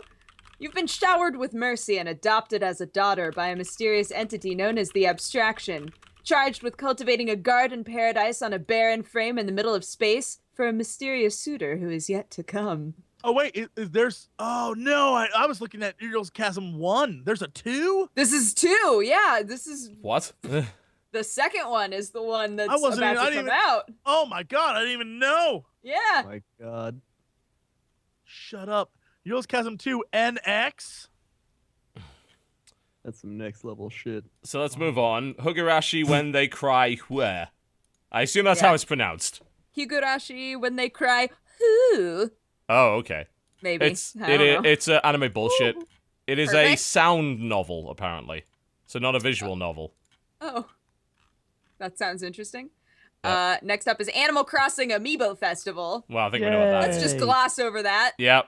Next up is Horse Life 4 for 3DS. Horse Life 4. Horse Life 4 confirmed. Horse Life 4 confirmed. Hold on, I gotta see Horse Life 4. I'm sure it's incredible. My God. It's amazing. It is amazing. It's amazing. Also, oh my God, never mind. I'm gonna be silent for a minute. No, never mind. It's the next game. It's the next game. This Guys. game looks creepy as hell. Guys, Okay, November 16th, we've got Cinderella Escape. that's not what I thought it was gonna be. When I went to go look up screenshots of this game, it's not what I thought it was gonna be. What the shit? All the screenshots are in Japanese. It's not what I thought it was gonna be. It's like she's chained up in a BDSM dungeon. Wait, Yes. what the Yeah. fuck is There are this? actual BDSM characters in it. This is what the... It's not what I thought it was gonna be. Guys, can we just give up on Steam? Because it's going to hell pretty quickly. What the shit is this game? I don't know. There you go. There's your next video or whatever. You go figure it out. It's got a female protagonist in it. It says these are Well, the yes, tags. that is true. It says indie nudity female protagonist puzzle. Yeah. Killing it. All right. Next up is Root in all caps. It is a cyber espionage themed stealth FPS. Actually, it kind of looks pretty neat. Hopefully, it will not suck. Cool. Next. Next up is Fuego. Fuego. Fuego. Why do I think I've heard of this game before. Yes. Yeah, this is really interesting. It's about animals in a Mexican standoff for some reason. Yep, of course. Obviously. It's almost like kind of a social kind of bluffing game sort of thing. You could collect new animal banditos and accumulate gold, but it's a sort of weird Mexican standoff kind of sort of tactics game with a puzzle mode as well. Actually looks really great. Aw, it So I've- sounds adorable. As they horribly murder each other with guns. Next. And last up, we've got Conquest of Elysium. 4. Yeah, there's like lots 4. of these. Yeah, these Oh. are they're turn-based fantasy strategy games with a bit of roguelike in them, basically. And that, I think, is pretty much it, by the looks of it. Oh my goodness. I want to go play that Cinderella game so badly. What the Yeah, go shit enjoy is that. Cool, that's it. We're done. Cool. That wraps us up for the show. Thank you very much for watching, folks. I think we should be back on fairly regular schedule. So, before we go, Jesse, do you have to leave now? You said you had to leave. Let's go. All right, okay. Right, Jesse, what's coming up on your channel this week? What's going on? Oh my God, StarCraft 2 is what's coming up on the channel. That's literally it. All right, thanks. Great. JesseCox. Fine. YouTube.com/JesseCox. Go. Fantastic. Yeah, Crendor, what's going on the channel this week? What's going on? There's a bunch of stuff. You can buy my Credslaw sweatpants. You can go to all my Hurry up, nerd. I gotta be Twitch.tv/Crendor. places. More Blood Bowl. There's let's see. I'll probably make some WoW leveling. I was gonna do some other stuff too. I mean, we're gonna cover Hearthstone as well. The new Hearthstone thing's coming out. I'll throw in some more Blood Bowl. What else am I doing? Really, just buy the sweatpants. They're really comfortable. I wore them like half of BlizzCon. And by half, I mean like the entire time. And I even wore them to our fancy steakhouse. And I think they didn't like that. I couldn't read the wine correctly, which, I mean, they were probably judging me already. There's up on TB's Twitter. And then I think I was going to do something with Jesse, but I don't remember what it was. There's something else I wanted to promote, but I don't remember it right off the top of my head. And, yeah. Hi, everybody. I'm Dodger. You can find me. Hung up. He broke my overlay. What a fuck. Oh my gosh. Dodger, come on. You can Yeah, all time the hi. world now. I'm Dodger. I do visual novels and dating sims and other anime bullshit. I do a weekly show about the games industry. God damn And it. some anime videos. And you can find me on all the social medias at DexBonus. And I stream pretty regularly now on twitch.tv/dexteritybonus. Come hang out. Great. Dodger's head's now 3 times the normal size. This is Perfect. I don't know what's coming up this week. Channel's still on. Just getting closer. Channel is still officially on hiatus until the 13th. I'm going to surgery and chemo tomorrow, so fuck all y'alls. I will probably be very miserable, but I'll maybe play Fallout and make myself more miserable. We'll see. But what I will say is the SanDisk Shoutcraft Invitational 2 kicks off on Friday at 8 a.m. Eastern, and that's a 3-day event with myself, Rotterdam, and Nathanius casting. It's going to be the first big Legacy of the Void tournament with 8 really great players. It's going to be awesome. I'm going to stream it here on twitch.tv/TotalBiscuit. It's going to be great. If you miss any of the VODs, they'll be on youtube.com/TotalBiscuit. And outside of that, I'll be slowly getting back into the content creation. Hearthstone will definitely be coming. Port Report will definitely be coming for Fallout, because I hear that's going to be great fun. And need the battle with the legendary cards. We do need to, once we get that, those great cards, we definitely need to do in a legendary deck. And Fallout 4, yes, probably there'll be more stuff from the Legacy of the Void promo event that we did with Jesse. There's 4 more videos coming. There's supposed to be another one coming out today. We're just waiting for it to get through approval from Blizzard, and then there'll be 4 more of those and all that kind of thing. So there should be some content coming over the next few weeks, one way or the other, I imagine. Maybe we can do co-optional lounge again. Who knows? That would be great. Actually, there's one thing I did want to talk about, since we have no reason to go ahead. I played a few board games at the Legacy of the Void launch party, because here's what I'll say about Blizzard, right? They understand that nerds fucking hate loud music and bullshit. So they did a launch party for, mostly casters and players and community guys. And Mike Morhaime hustling the fuck out of poker. And also hustling the fuck out of bowling, by the way. Don't go bowling with Mike Morhaime. He is there to destroy you. That's his purpose in life. But we played a few games. Dodge, you remember playing Cash and Guns with us? Yeah. Yeah, we played a few games of that, and we played with the special powers, and it got really cool, because people started to figure out what the guy's strategies were, and started bluffing and shit, and it was really great. If you haven't played Cash and Guns, play Cash and Guns. It's a game about pointing foam guns at people. Super fun. But there was one game I played, which we might play. It's quite a short game, a simple game, but it's really great, called For Sale. And it's super basic. It's an auction game. So there are 2 rounds. The first round is you have a certain number of coins, which you hide in your hand. And then you bid on property. Basically, you bid on the right to take the best property out of 3 cards that get dealt. And each property has a value on it. So if you bid the lowest, you can. It's almost like poker. It's basically raising and folding. If you fold, you get half your money back, and then you take the lowest value card that's still on the board. Or you can keep bidding, and you have a certain amount of money for the entire thing. And you try and get as many high value properties as possible, but you got to play pretty tactically, because you'll never be able to get them all. And obviously, depending on the spread of values, maybe they deal out 3 cards. It's this one's worth 11, this is worth 14, this is worth 16. Or sometimes this is worth 1, this is worth 5, and this is worth 30. So that's where the serious bidding gets going. And you try and play with your limited resource. And then the second round, you put face down those cards as value to buy currency cards. So you're basically selling the property again. And is there a way I can mess it up? Oh, you can completely mess it up. So Excellent. It's going to be amazing. It sounds that sounds really dull, but it's a really fun, tactical kind of bluffing and auction game where you're trying to psych people out. So it's really cool. We should play that, definitely. But we'd love to do Lounge. Maybe next Friday. I definitely can't do it this Friday, but maybe next Friday we'll see about doing a Lounge or something. Sounds good. What are you doing? Yeah. I keep glancing over and I see my Your face giant so face. big. Crendor's in Jesse's window. It's all broken. Everyone. It's all broken. I've changed my YouTube channel from JesseCox to WoWCrendor. You can also go follow me on Twitter.com/WoWCrendor. That's terrible. Okay, that about wraps us up, folks. Thank you very much for watching the co-optional podcast. We should be back at around the same time next week.